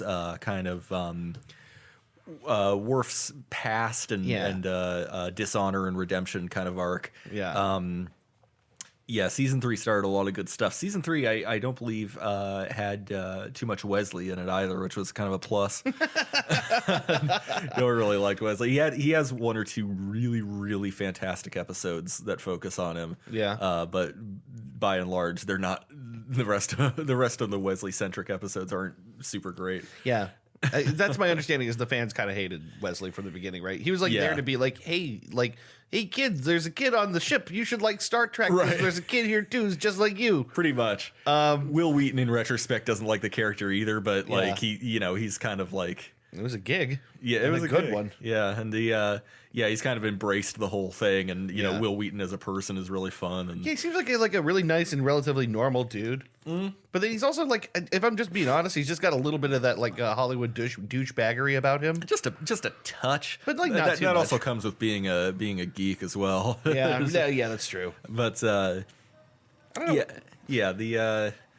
the original idea that turned into the Borg, who ended up being the much more interesting villains, were these parasite bugs in season 1 that had they possessed like some of the admiralty of Starfleet, and like it basically ended with a lot of phaser fire and a lot of violence and gore, which is really uncharacteristic for the show as it went on. But yeah, basically it ends with the implication that like they sent a message. They managed to get a message back to their homeworld. They never show up again ever. Really? Yeah. They ended up being scrapped and replaced. They ended up scrapping the idea and trying to do it again, this time with the Borg. Not with the whole like starting a conspiracy in Starfleet. They actually Q, the omnipotent Q, shows up and says, you know, I don't think humanity's ready to face what's out there, and so he throws them into the Delta Quadrant where I think I remember that. where they actually. encounter the Borg and Maybe I don't. I don't know. Yeah, Star Trek's very hit or miss, and then like in the final season, also there's some weird episodes. They do like what would have been otherwise been a good analogy for the plight of American Indians, except like the people on the planet are actual descendants of American Indians. Okay, and that's kind of interesting. Starfleet wants their planet for war stuff. Really? So rather than being like an analog to it, it's literally just American Indians, and Starfleet wants their planet. That's like, can you? It's so lazy. I only got part of that, and I'm already giving that the big oofer. Yeah, that's like midway through season 7. Oh man, Um, they were kind of running dry by that point. God, just to think that the American Indians escaped to a different planet, and then Starfleet came for their land. Well, I mean, like, take that, Indians you can run, but you can't hide. dominated an entire race of people. Run to the hills. Starfleet comes in on robot horses, like, get the fuck out of my way. Big hats, charging with Playing a big flag. cavalry's charging. yeah, so naturally. That's so funny. It's horrible. That's So a that- really funny visual. Naturally, Picard is the sympathetic ear to these people. I can't remember how the episode shakes out, but yeah, I just remember like looking at it and being like, "This is so lazy. This is the laziest way they could have possibly done this." Right, like use sci-fi to teach us something about the world that we live in, not like the world we live in teach us something about the world we live in, because that's not what Star Trek is. Like, Right. don't, use an analogy. Yeah, yeah. Not to say the original series analogies were always especially subtle, but Yeah. you know, that's just the way. It's just the way it goes sometimes. I'll tell you an episode of something that disappointed me more than anything. I was one of those guys that hated the Lost finale. I really hated the Lost I never finale. watched any of that. I watched the first episode of that show, and I was like, eh. I didn't get into it. Same Yeah, with The Wire, actually, who everybody wanted me to watch. Yeah, I want to watch The Wire. I've do never too. seen that. I've never seen it either. Everyone says it is that good. It is great television, yeah. But the thing with Lost, and this was like sort of like the way that a lot of people enjoyed that show was they would watch it and then they would immediately go to the message boards that they like to go to and talk about theories about the show. Yeah. Right. So like Game of Thrones is really similar. Like Yeah, right. every episode, people were theorizing what was going to happen next. Right. Lost had a very similar sort of fan base and activity around it because they kept introducing mysteries all along the show. So, like, first they're crashed, in a plane on an island, and that's how did we even survive? That's a great mystery, right? Right. But then it's like there's polar bears on this island. Why are there polar bears on this island? And then there's this mysterious hatch in the ground, and we can't get into it. But it's weird, and occasionally it spews this white light out and then goes out again. What the fuck is that thing? And then they eventually get into that thing, and what's in there is even like more of more mysteries opened up the further they went, and they Yeah. built out this really cool retro sci-fi kind of element to the island, and that's what everyone thought the show was going to be about, and that's what everyone thought the ending was going to be about. And then it started shifting in the middle of the show to being this sort of like a very spiritual kind of Like thing. metaphysical. Yeah, and people's redemption arcs were like literally kind of like part of the show. Like everyone had to kind of redeem themselves, kind of thing. And then it's like, oh, wait, are they in hell? What happened? What are they in? And then they basically promised not to end the show that way, and then they ended the show that way. They promised, because that was like people's thing is like, just don't have them be like they were dead the whole time. From what you've described of the show to me in the past, it sounds like they kind of wrote themselves into a corner they couldn't get out of. I think that's it. I think they just like they had dispensed with all the really cool like sci-fi island stuff, and I think they just had to sort of embrace something different to carry the show. They also like there was a whole season that was like impacted by the writers' strike, so a ton of the episodes weren't even written by the writers of the show. Yeah. It's like that. I think it was like Yeah. and everything on TV was shit during that time, if I remember correctly. Like nothing was good during then. If it was being written, it was not interesting. But yeah, I don't know. That's the thing that disappointed me, specifically because the producers and J.J. Abrams was among the guys, right? Right, I remember that. And they said we're not going to do that, and then they basically did that. They did it, yeah. It the ending should have been it fades to Gilligan sweating bullets and the skipper's going, I think my little buddy's dying of malaria. That must be one hell of a fever dream he's having. How did Gilligan's Island? I don't know. Don't they get off the island? I don't know. Do you know how Yeah, they Gilligan's do. Island They ended? do, and then the end of Gilligan's Island is they get off the island and then crash back on the island at the end of the episode. No, Yeah, dude, seriously. that's I'm not joking. Have you never seen it? no, that's amazing. though. They find a way to repair the boat, get on the island, get off of the island. Yeah. The two rich people go on about being rich. They write a story. I think the actress goes back to being a famous actress. Yeah. But it's like this big to do, and then somehow they all end up like, I can't remember what happens, but they get on this boat. They get together As, again. on a 3-hour boat. As tour. like, I don't remember why, but they get back on the ship. For a 3-hour tour. Yeah, and then they crash again. They end up on the same island, which is really funny. That is really funny. For comedy, I mean, that's perfect. It's brilliant. Yeah, it couldn't get better. That reminds me of a show I can't remember what it was called. It's a British sitcom that one of my coworkers told me about, which is like this throughout the whole show. This guy's like gag is by this time next year we're going to be millionaires, right? And he's always telling his friend that. And then they end the show where he actually finally becomes a millionaire, which is just because it's funny because like the whole way along, it's like you never think that would ever happen. This guy's, like, constantly fucking up. So, can we talk about the flip side? Like, what you think your favorite episode of TV of a specific show was? Favorite episode? Well, I can tell you my favorite Mystery Science Theater episode. Okay. Well, actually, shit. Maybe I can't. The one that I always consistently go back to and hold up as probably one of the best examples of the show is Space Mutiny. Space Mutiny, Which was originally made in South Africa and features a gigantic hunk of flesh named. His character's name is David Ryder, but they constantly refer to him as Slab Bulkhead and Bulk Vanderhuge, Gristle McThornbody. They come up with some like 20 plus names for him over the course of the film, and they're all hilarious. Did you already say Big McLarge Huge? Big McLarge, McLarge huge. Buff Drink Lots. Isn't there also good. a Santa Claus looking dude? Yeah, he's the captain. That's actually that's David Cameron. Oh yeah, a Tums Festival. Yeah.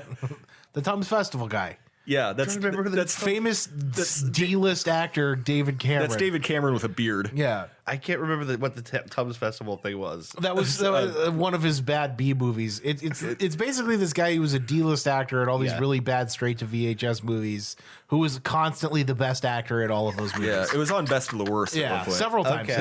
He's been on several episodes of Best of the Worst because he was in everything.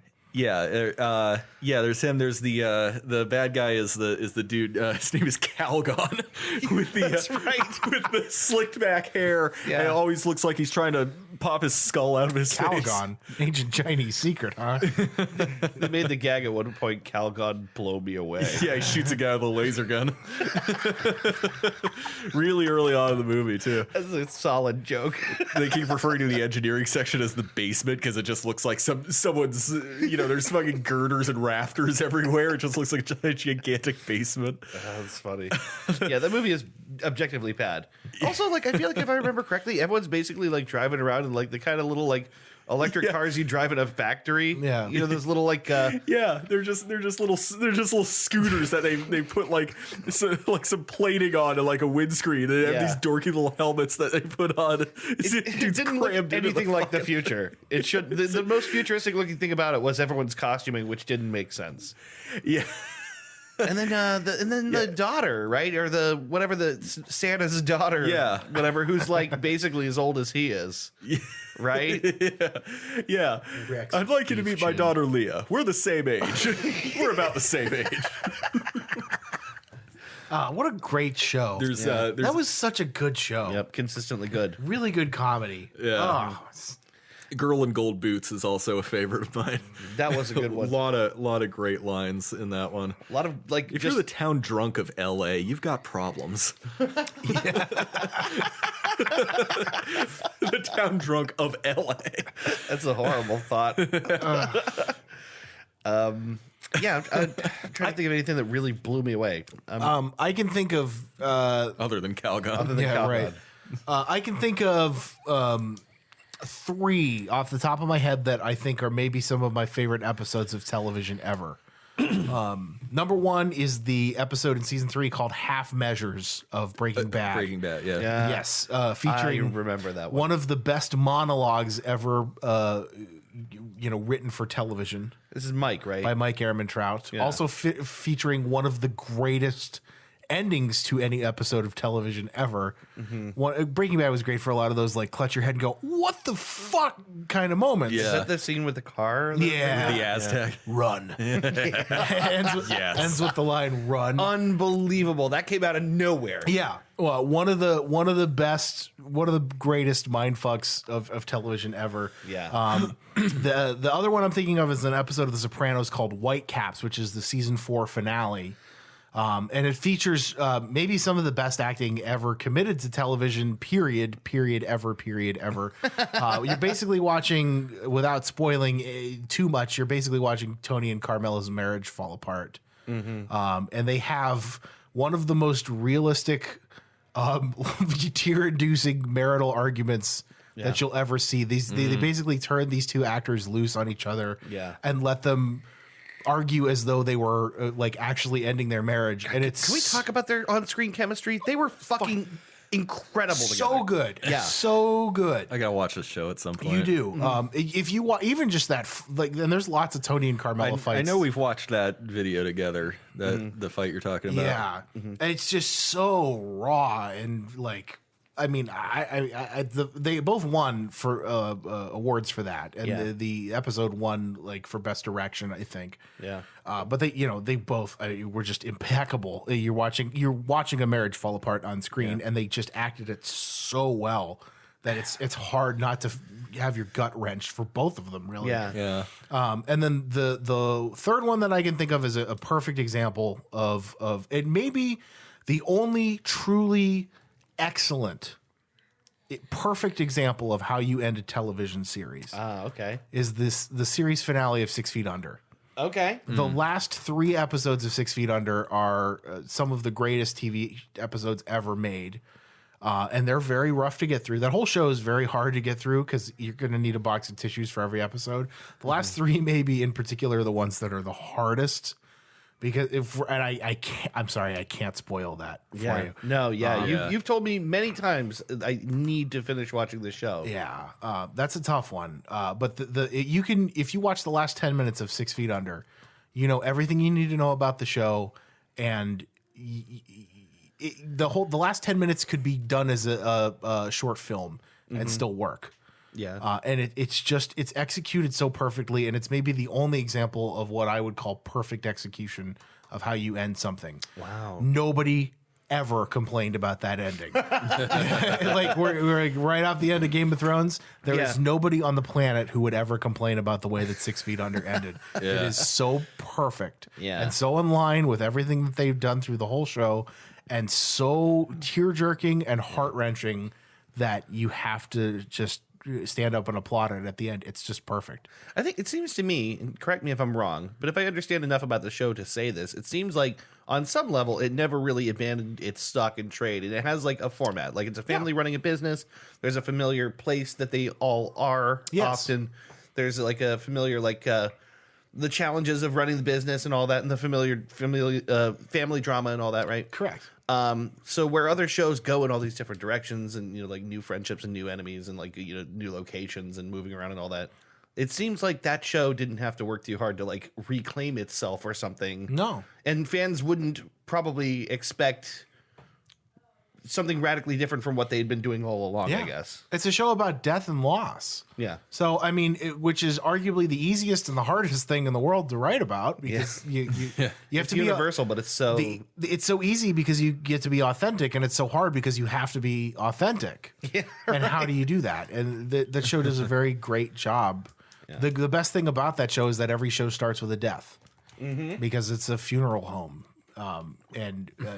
Like I said, I can't ruin anything for you, but the last 3 episodes are just, I mean, they're just hard to watch. Yeah.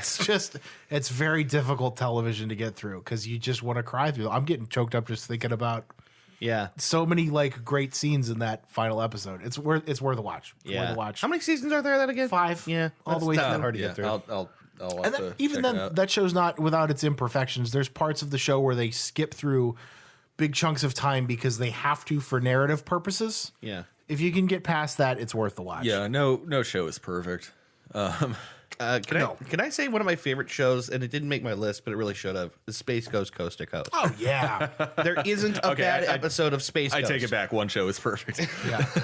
There isn't a bad episode of that show. No. The thing is, it relied on its ability to continuously reinvent itself and create like weird scenarios that didn't make sense. Stream of consciousness. Just riding out whatever they thought was funny. Comedy by the seat of your pants type of...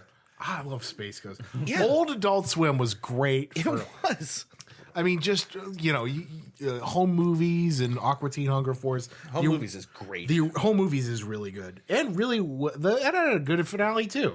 Yeah, it did, for actually. a cartoon show. It was really good. It did the closest thing that it could do to, like, setting up, like, what might be a happy after existence for all of its characters. Right. In, like, a sort of unpredictable way. Yeah, But it was really sweet. but it worked. Yeah. Everyone was good on that show. I don't know. I guess that classic Adult Swim thing. Like how old were we when that started happening? 10. I was 10. Yeah, it must Yeah. have been a little 9, older than 10, that. Yeah. Yeah, So, yeah, like- that would have been around middle school because I remember that was the first time I had ever seen. Actually, it was the very first. It was the premiere of C Lab 2021. Yeah. Oh my god. where C Lab was just exploding all over the place. I thought the C-Lab is funny. I thought the premiere was the Happy Cake Oven episode. No, I think it was the one with the explosions. It's just We'll have all the exploding for no details, plus Chopper Dave. Oh, there was an episode of this show. Do you remember? You probably don't. This is a weird one. It was the Uh-Oh episode. Yeah. Do you remember that? I do remember. Oh my god. So the idea was like they would like someone's outside of like Debbie's room or Quinn's room or someone's room, and like something is supposed to be happening in there. Oh yeah, it's Quinn's room, and Debbie's pissed off because there's some other girl in there or whatever. Yeah. And then Marco will go, uh-oh. And then it'll pan off to the left. Someone else is going, uh-oh. And then it's like a guy surfing or something going, uh-oh. And then like Chopper Dave right in going, uh-oh. And they would continue that chain Yeah. for way too long. Right. For like 2 solid minutes. And then they come back to the oh, that's right. Because, okay, so Marco said he was in there with a hooker. And she says, she gets real pissed off and then comes back and, no, he's watching TJ Hooker on the television with a prostitute. Yeah. That's right. Oh my god. That was maybe the single weirdest episode of television. Uh-oh. Uh-oh. It's like someone spray painting uh-oh on the wall going, uh-oh. That's funny. It's a really dumb gag. Yeah, classic Adult Swim. Oh man. Yeah. I don't think anyone was ever more inventive with like comedy than those. Yeah. I mean, Those stoned, very high. really high. Yeah. Some of my favorite lines are Coach McGurk lines, I think. Oh, yeah. This is the dumbest. I don't know. Everybody wake up. Who peed in my canteen? How do you know it was pee? Because it, Tasted it it's before, it's pee. Brendan. It's pee. It's, I mean, come on. Yeah, but how did you identify it so quickly? It's because I've tasted it before. It's not important. Yeah. Coach, Everything tastes like pee now. I can't. Everything tastes like pee now. Yeah, it's funny. I think that's the first voice acting gig that John Benjamin got that I knew about. Hilarious. Of course, he'd already been around. They already did Wet Hot American Summer was before that, right? Right. And Right. I think. Yeah. Yeah. Yeah. And then now, of course, Bob's Burgers, Archer. Yeah. Right. John Arby's Benjamin commercials. Yeah, right. He's now the voice of basically everyone funny. Yeah, John Benjamin plays John Benjamin and everything. Which is really funny. Peppercorns, Lana. This is making me really want to go back and through and watch some of these classic Adult Swim shows. I know, right? Yeah. Yeah. Well, I mean, Yeah, what are we looking at? We're Yeah, we're about coming up on time. I Sorry think. about that time. this is a great topic. Yeah, I love TV. I can never get tired of talking about TV. We can seriously do this for a lot longer than this. yeah, right. Oh yeah. I mean, there's this may be something we can revisit at some point. I'll do my damnedest to keep watching Morty, to keep watching West Wing. How far are you? If I think I only watched like one episode the last time. It was the one where there were 5 votes short on that bill, and Yeah. they needed the other 5 Democratic senators. You're way to, early, yeah. yeah. I'm only like 4 episodes. You're in. coming up to In Excelsis Deo, which is one of the episodes I recommended. And then somewhere towards the end of season 2, there's an episode called Two Cathedrals that's really good. Cool. Oh, I think I know what you're talking about. Yeah. Yeah, I'm digging it so far. Now that I'm kind of getting it. I'm kind of getting into it. Yeah. There's the thing is with that show is there's a point when when Aaron Sorkin left at the end of season 4 for reasons because he got busted for mushrooms and like the network made him leave. You got a bug on your shoulder. Ooh.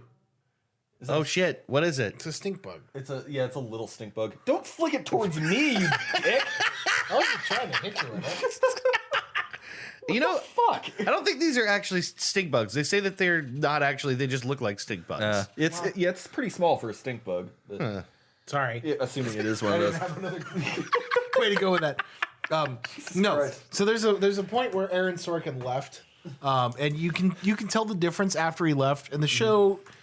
I don't want to say it suffers for it because it doesn't. It's still good. It's such a specific voice. Yeah, it feels like, and the voice stays. They do a very good job of keeping the voice the same, but it feels kind of like a spinoff show after that because they split the storylines into a couple different pieces. Because there's at one point, and again, this doesn't really ruin anything, but at one point, like, you're coming to the point where, like, the Bartlett administration is going to have to end because he's the president and the president's limited, you know what I mean? Yeah, right. So they go to a point where they split towards the election cycle. So they have to go through different storylines for there. So there's a point where, like, the storyline kind of, veers off into several different paths. And the show isn't lesser for it, but it does feel a little different. So just be prepared for that. Okay. Yeah. Right at the end of that. Yeah. Bartlett for president. Yeah. Yeah, I want Jed Bartlett to be my president. Right? Yeah. How about just Martin Sheen for president? Yeah, right. Yeah. Let's just elect Martin Sheen. He's eligible. Yeah, he's the right age. Goddamn sweetheart. Martin America's bright-eyed, rosy-cheeked sweetheart, Martin Sheen. America's former alcoholic. Redeemed sweetheart. America's cute, cheery little dollop of joy that brought us Charlie Sheen, Martin Sheen. And Emilio Estevez. Don't forget Emilio Estevez. The good Sheen. the good Sheen. New on USA, the good Sheen. And a Native American elder is talking to his son. Inside of each one of us are two Sheens, a good Sheen and a bad Sheen. Which one wins? Whichever one you don't give cocaine to. Right. Can I tell you guys one more quick thing about TV before we break here? Real quick. Yeah. I watched the new episode of Chernobyl last night. Yeah. It had one of my favorite jokes in it. It's a joke. A guy's actually telling a joke. They're like working in a coal mine, and he's sitting around talking to the guys.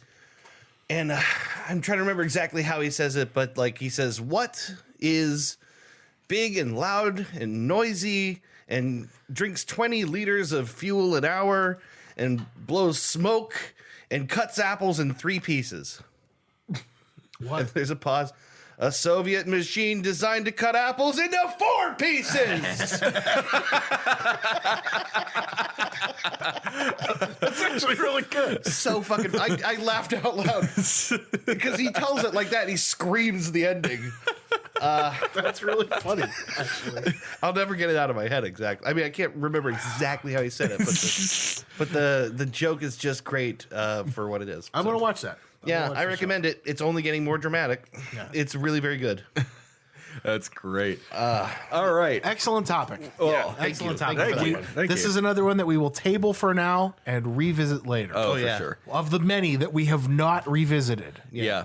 History is going to have a part 3 at some point. I can feel it. Movies Feel will it in my see a part cockles. 2. Maybe when the election cycle rolls around, we'll do an electorate part 2. We can bring back Tim the Jobs Man. Yeah. I just want Tim the Jobs Man to be my president. I do too. But if only he can't stump though because he has no pants. He's not allowed to go into public and speak because he doesn't have pants on. So his campaign's going to be in a lot of trouble because he can't go out there without Dude, pants. where's my pants?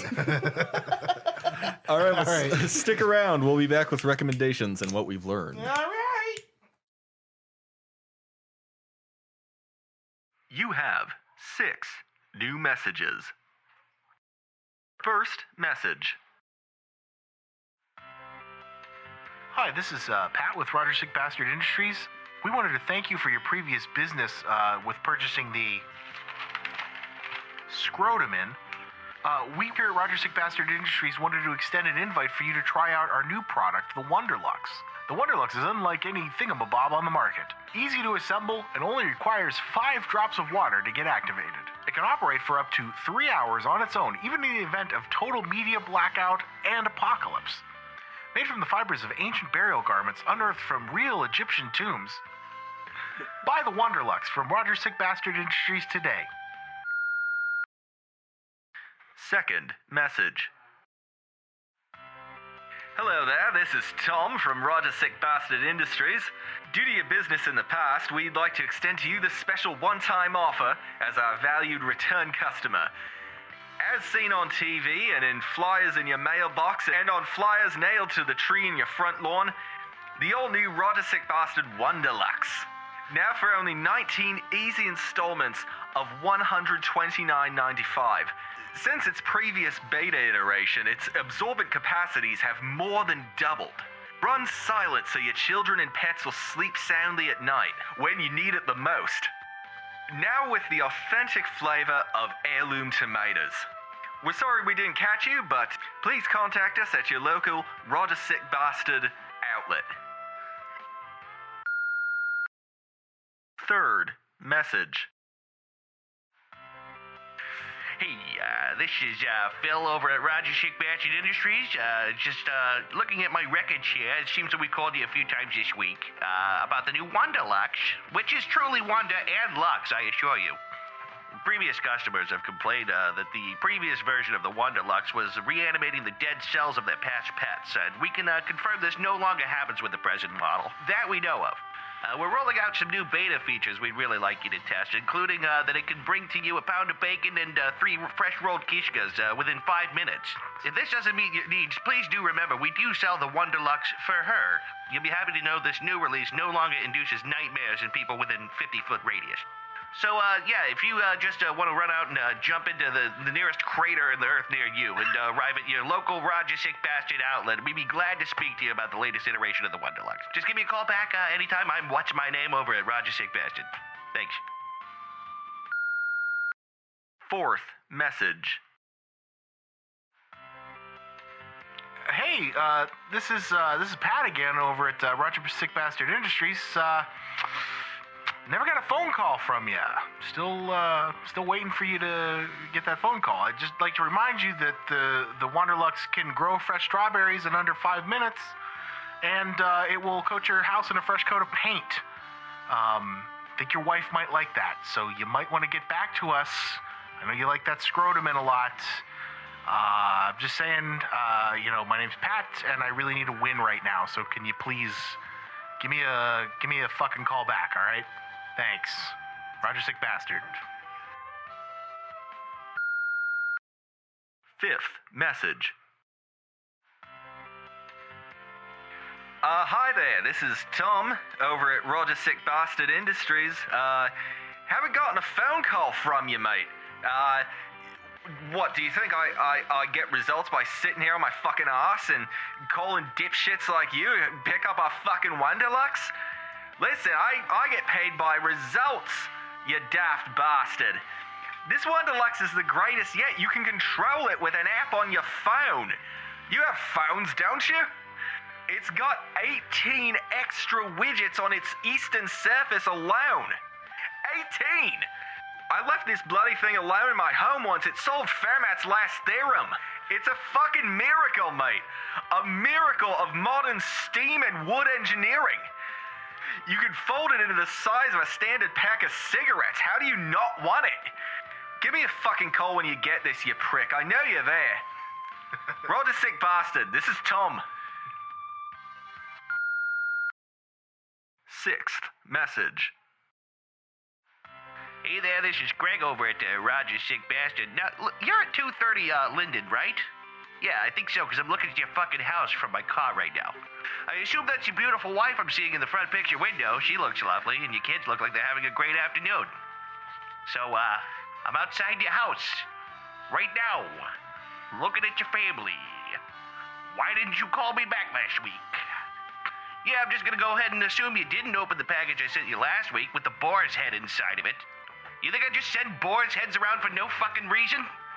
Yeah, anyway, I just want to let you know I have a half gallon of gasoline and 5 rolls of duct tape, so call me back. Thanks.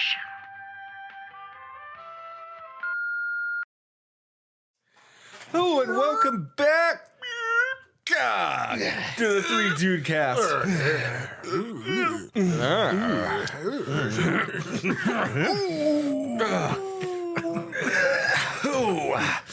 Yeah. Oh, about that time.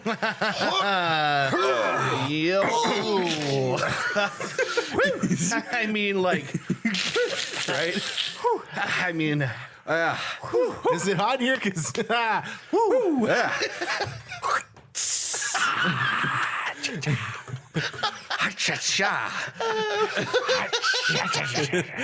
That's Hikey Moses. All right. wow. We gave that a lot of time. That stupid joke. All Let right. that breathe. Now, Yep. Hope you guys like that sketch. We worked really hard on it. yeah. Hard on.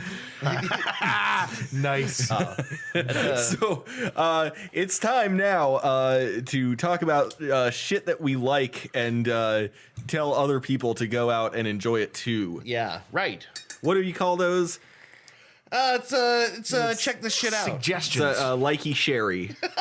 We're gonna play a little. Likey We're gonna play a little bit of likey sherry. like, A little oh, wow. Oh no.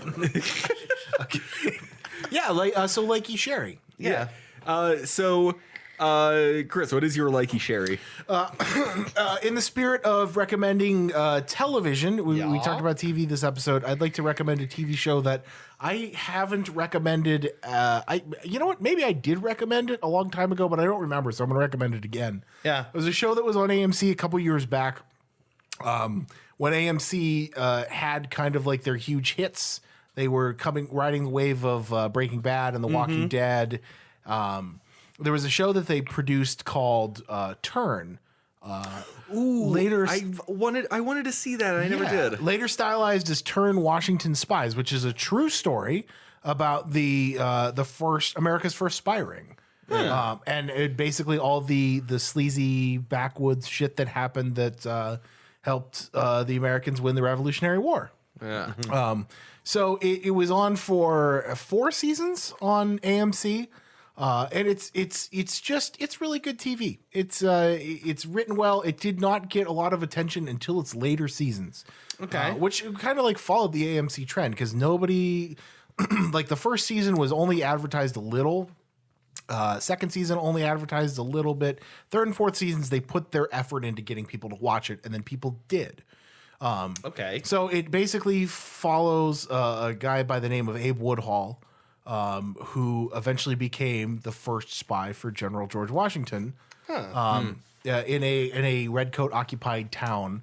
The guy's dad was basically judge of the town, like the head judge in the town, and in very close with redcoats. So he got to basically feed secrets to the rebels, quote unquote, the rebels, and it's basically this true depiction of what it took, underground for the Americans to win the Revolutionary War. That's sweet. Really well acted. I wouldn't put How it long on was it on? I mean, 4 seasons. Okay, because I didn't ever hear about this show. Exactly. Yeah, it was one of those things that they didn't really put the full advertising into until like I said, like third and fourth season. Yeah.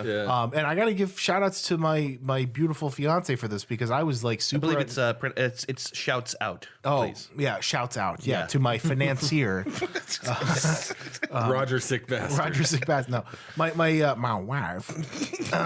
My wife was the one who suggested that we watch the show, and I was like, okay, whatever. But like, there's a couple key moments of really good writing that I was like, okay, I'm into this. Nice. And it'll hook you. You really like the characters. Another good example of a show that ended well. It was really well written, really well acted, and the story's good and it's true. So it's worth a watch. Full of all that historical stuff. Obviously, they take some liberties because you have to in modern American television. Yeah, right. But if you can get past some of that stuff, it's a really good TV drama to kind of get you through it. They do a good job of like holding your attention from episode to episode. There's a lot of little twists and turns and a lot of stuff that happens that kind of, I gotta keep watching, like little cliffhangers that they throw at you. So, Right. And from season to season, it's very good. The characters develop really well, and somehow they manage to get better at acting. They're already good actors in the first season, and then they manage to get better as the show goes on. So, Yeah. it'll make you care about characters you didn't think you were going to care about. And it will actually come to a pretty good conclusive ending. Worth a watch. Turn Washington Spies. I think it's still on Netflix. Sweet. Worth a shot. Boy, I hope America wins. Yeah, hashtag me too. Otherwise, we wouldn't have Trump as president. Yeah. That's a horrible future. Imagine an alternate timeline where our country isn't run by a baboon with a mop. mop I head. just pictured a baboon like doing the Carol Burnett like animation of her like sweeping up. And it's just like a baboon with a bad blonde wig. Tugging his ear. I did mean a mop on his head, but I just stopped at mop. Why did I just? I just a know- baboon with a mop. We know what you meant. I know what you meant. It's just funny to me to picture like. Well, you know that old like baboon janitor. You know that old stereotype about Trump that he's always mopping everywhere he goes. You know, it's like it's the thing everyone knows about him. He can't go anywhere without mopping. It's like dragging a mop around in a bucket. He's All right, like- what's on the agenda for today? Hang on. he mops carpet. Even he loves mopping. Mr. President, I think the Oval Office is clean sufficiently. You don't need to. No. I still see Run. a spot there. Doug, Wrong. there's a drop of mustard by my desk. Mr. President, it smells. This portrait of Abraham Lincoln has a spot on it. Mr. President, that's a mole. Mr. President, that's an oil painting, please. Yeah. Mr. President, please. The entire West Wing smells like mildew. I'll tell you when it smells like mildew. Yeah, I know what mildew smells like. I know all the best funguses. I don't give a fuck what you say. I don't give a shit. I don't give a fuck. I don't fucking care. America This rules. mop rules 420. Plays it. Oh, sorry, that was a huge waste of time. Anyway, Dave, your recommendation. So I was going to recommend Chernobyl, but we already kind of talked about it, so I'm going to leave that there.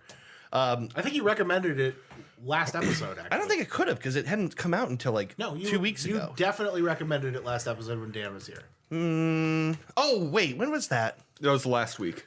Was it last week? Yeah, we didn't. We weren't. shoot. We weren't going to roll this week. Okay. Last week, the dog issue came up, and You 100% recommended this on this Okay, podcast. good. Well, then I'm glad I have a backup, which is I recently decided to subscribe to the New York Times. okay. You can subscribe just digitally, which I did because I don't really see the point in paying as much as I would have to pay to get a paper copy of the Times. Right. But I did this for a couple of reasons. Number one is if you read like from your Google Reader feed or whatever, the kind of stories that it tries to throw at you, the New York Times comes up an awful lot, as it should. It's widely read. It's widely linked. You know, My favorite paper. yeah. Yeah. So I am constantly landing on the New York Times and then getting, okay, you've read your 3 free articles this month. that. I hate it too. And the thing is, my instinct is always to spite them and read something somewhere else. Yeah, but they're trying to make money. Yeah, and they're also like the fucking New York Times. Like they're an institution, and if you Please, the failing New York Times. The fading New York Times. it's just like the advertisement model doesn't give us good news or better news. Right. It just doesn't work. So I decided I was going to bite the bullet. Turns out it's way cheaper than I thought for the introductory period, at least. I mean, the regular price, I believe, is more like 10 or even 15 a month for the digital edition. But right now they're running it for like $5 a month. Hey, And that's a locked in price for a year. Oh, it's pretty good. Yeah.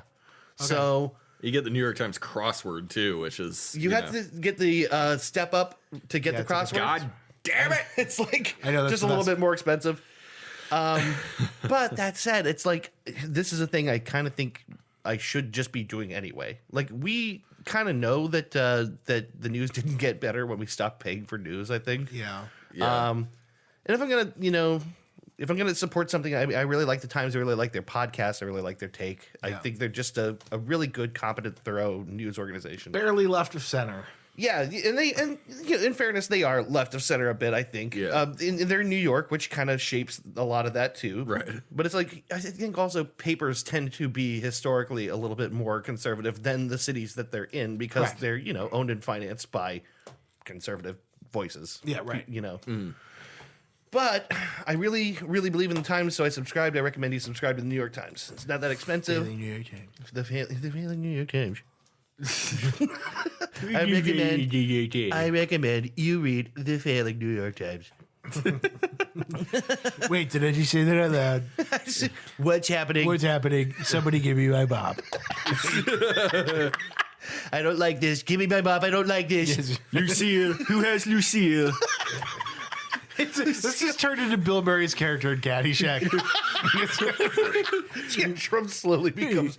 And that guy, Big hitter, the llama, the biggest hitter. the biggest hitter. He was tremendous.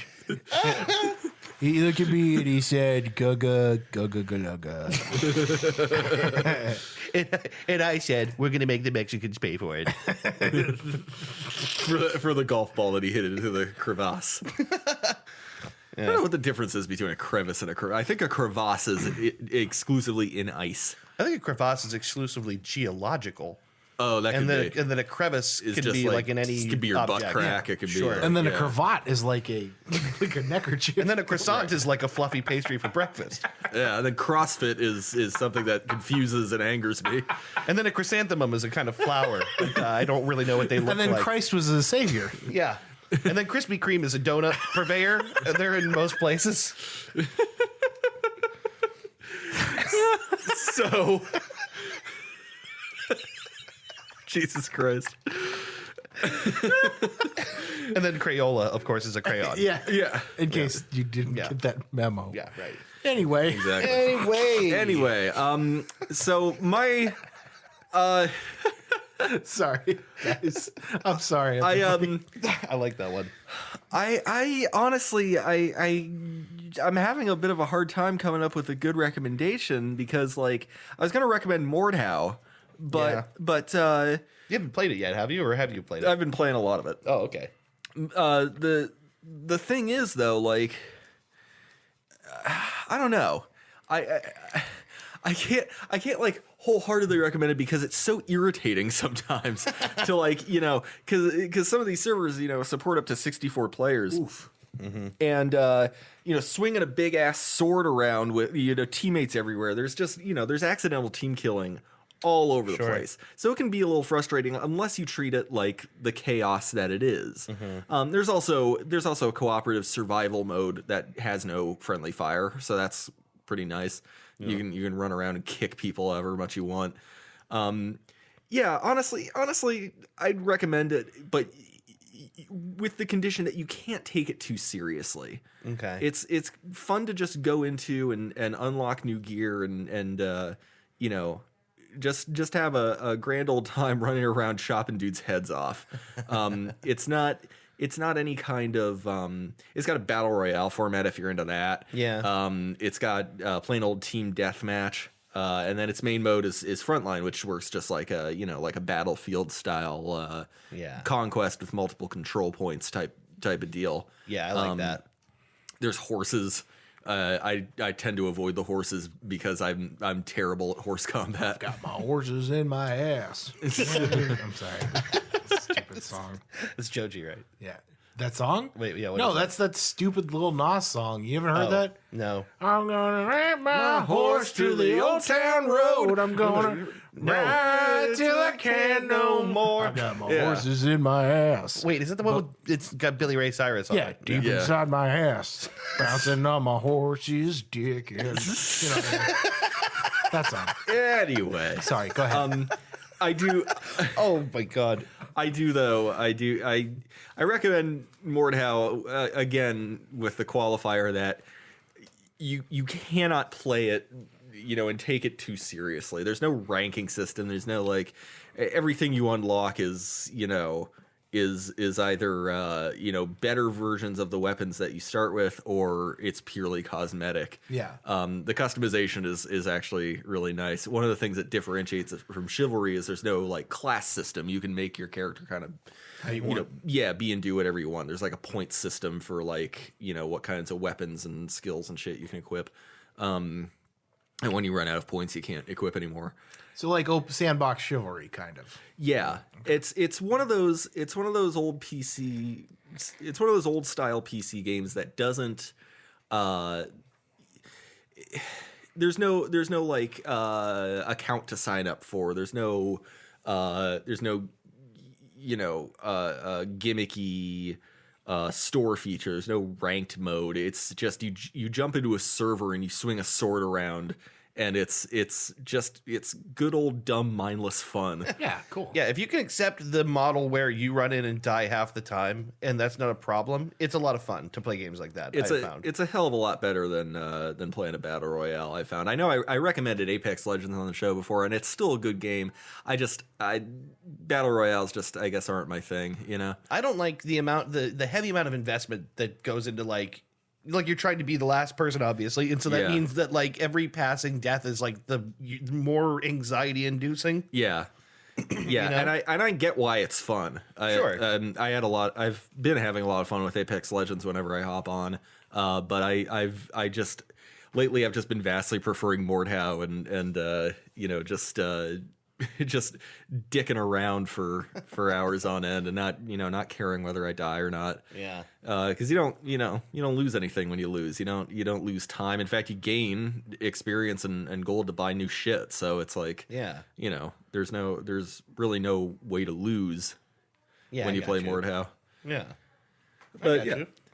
I would play that game. Honestly, I very much enjoyed Chivalry when I was playing it. Yeah. Oh, if you like Chivalry, then you'll love Mordhau. That's a good gauge of it. Because I know, again, with the whole friendly fire thing and swinging a big sword in a wide arc, Chivalry could get frustrating for some people. But if you liked Chivalry, then you'll really like Mordhau. Yeah.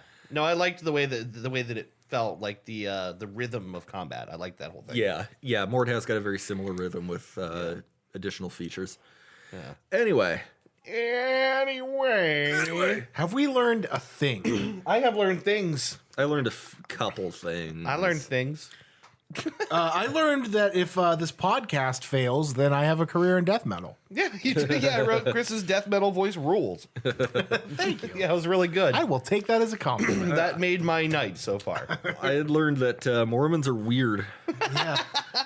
I wrote Prophet v. Prophet, the Prophet Dome. Yeah, Prophet Dome. 2 enter, 1 survives. Two prophets enter. Can we please call this episode America's Next Top Joseph Smith? Oh, I'm so about that. I gotta write that down, or I will forget it. America's Next Top Joseph Smith. I wrote here that Ben's head is full of Asperger's. Nice. I wrote watching TJ Hooker with a prostitute. Yeah, nice. I wrote, I don't know what I meant by this. An island can never be just an island. I think it was when we were talking about Lost. Oh, yeah, right. I wrote Trump loves to mop. He does. Yeah, mopping around. Just mopping around. Some weird obsessive compulsive thing with mopping. The carpet doesn't look clean. I need to mop it. Need to mop it. So you can't mop a carpet. Yeah, watch me. Fuck you. Thank you, watch me, you fucking liberal. I've got to replace the water. Real Cinderella story. I wrote starring John Benjamin as himself. Yes. Yeah. I wrote here just people will always find a reason to complain. Yep, always. on Oh, yeah. everything. Yeah. Doesn't matter what the thing is, you will have a handful of people who are real pissed off about it. Yeah. I think, is that it? That's it? I guess so.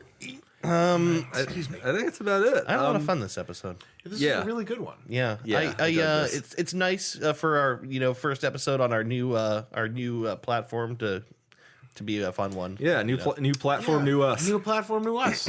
Yeah, death metal all the time. Yeah, we're definitely going to use that again in the next episode. Yes. It's not something that we're just going to. It's not like a throwaway gag. It's not like a gag that we're. It's something we just thought would be funny once and then would abandon immediately after. Like we're not. It's not like something we're just never going to address again. Yeah, look, move we're on to a different. We're fucking professionals, okay? Well, we're gonna do it's not like we're gonna do another recording.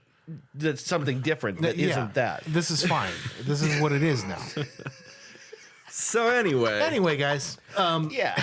we'll catch you next time when I believe it'll be Dave's turn to host, unless we Yes. have some kind of guest. Oh, or, I meant to. Maybe I'll preview it on your episode next. Okay. yeah, What I was gonna do is reveal what my topic is, and then give everybody time to prepare. But maybe it makes more sense for me to wait for your episode. Yeah, before I maybe do that does. yeah. Let's wait till then. Yeah. 'Cause Oh, sorry. My next topic is going to be one that I think you guys are going to need to come up with points and counterpoints for. So Okay. Yeah. I like it.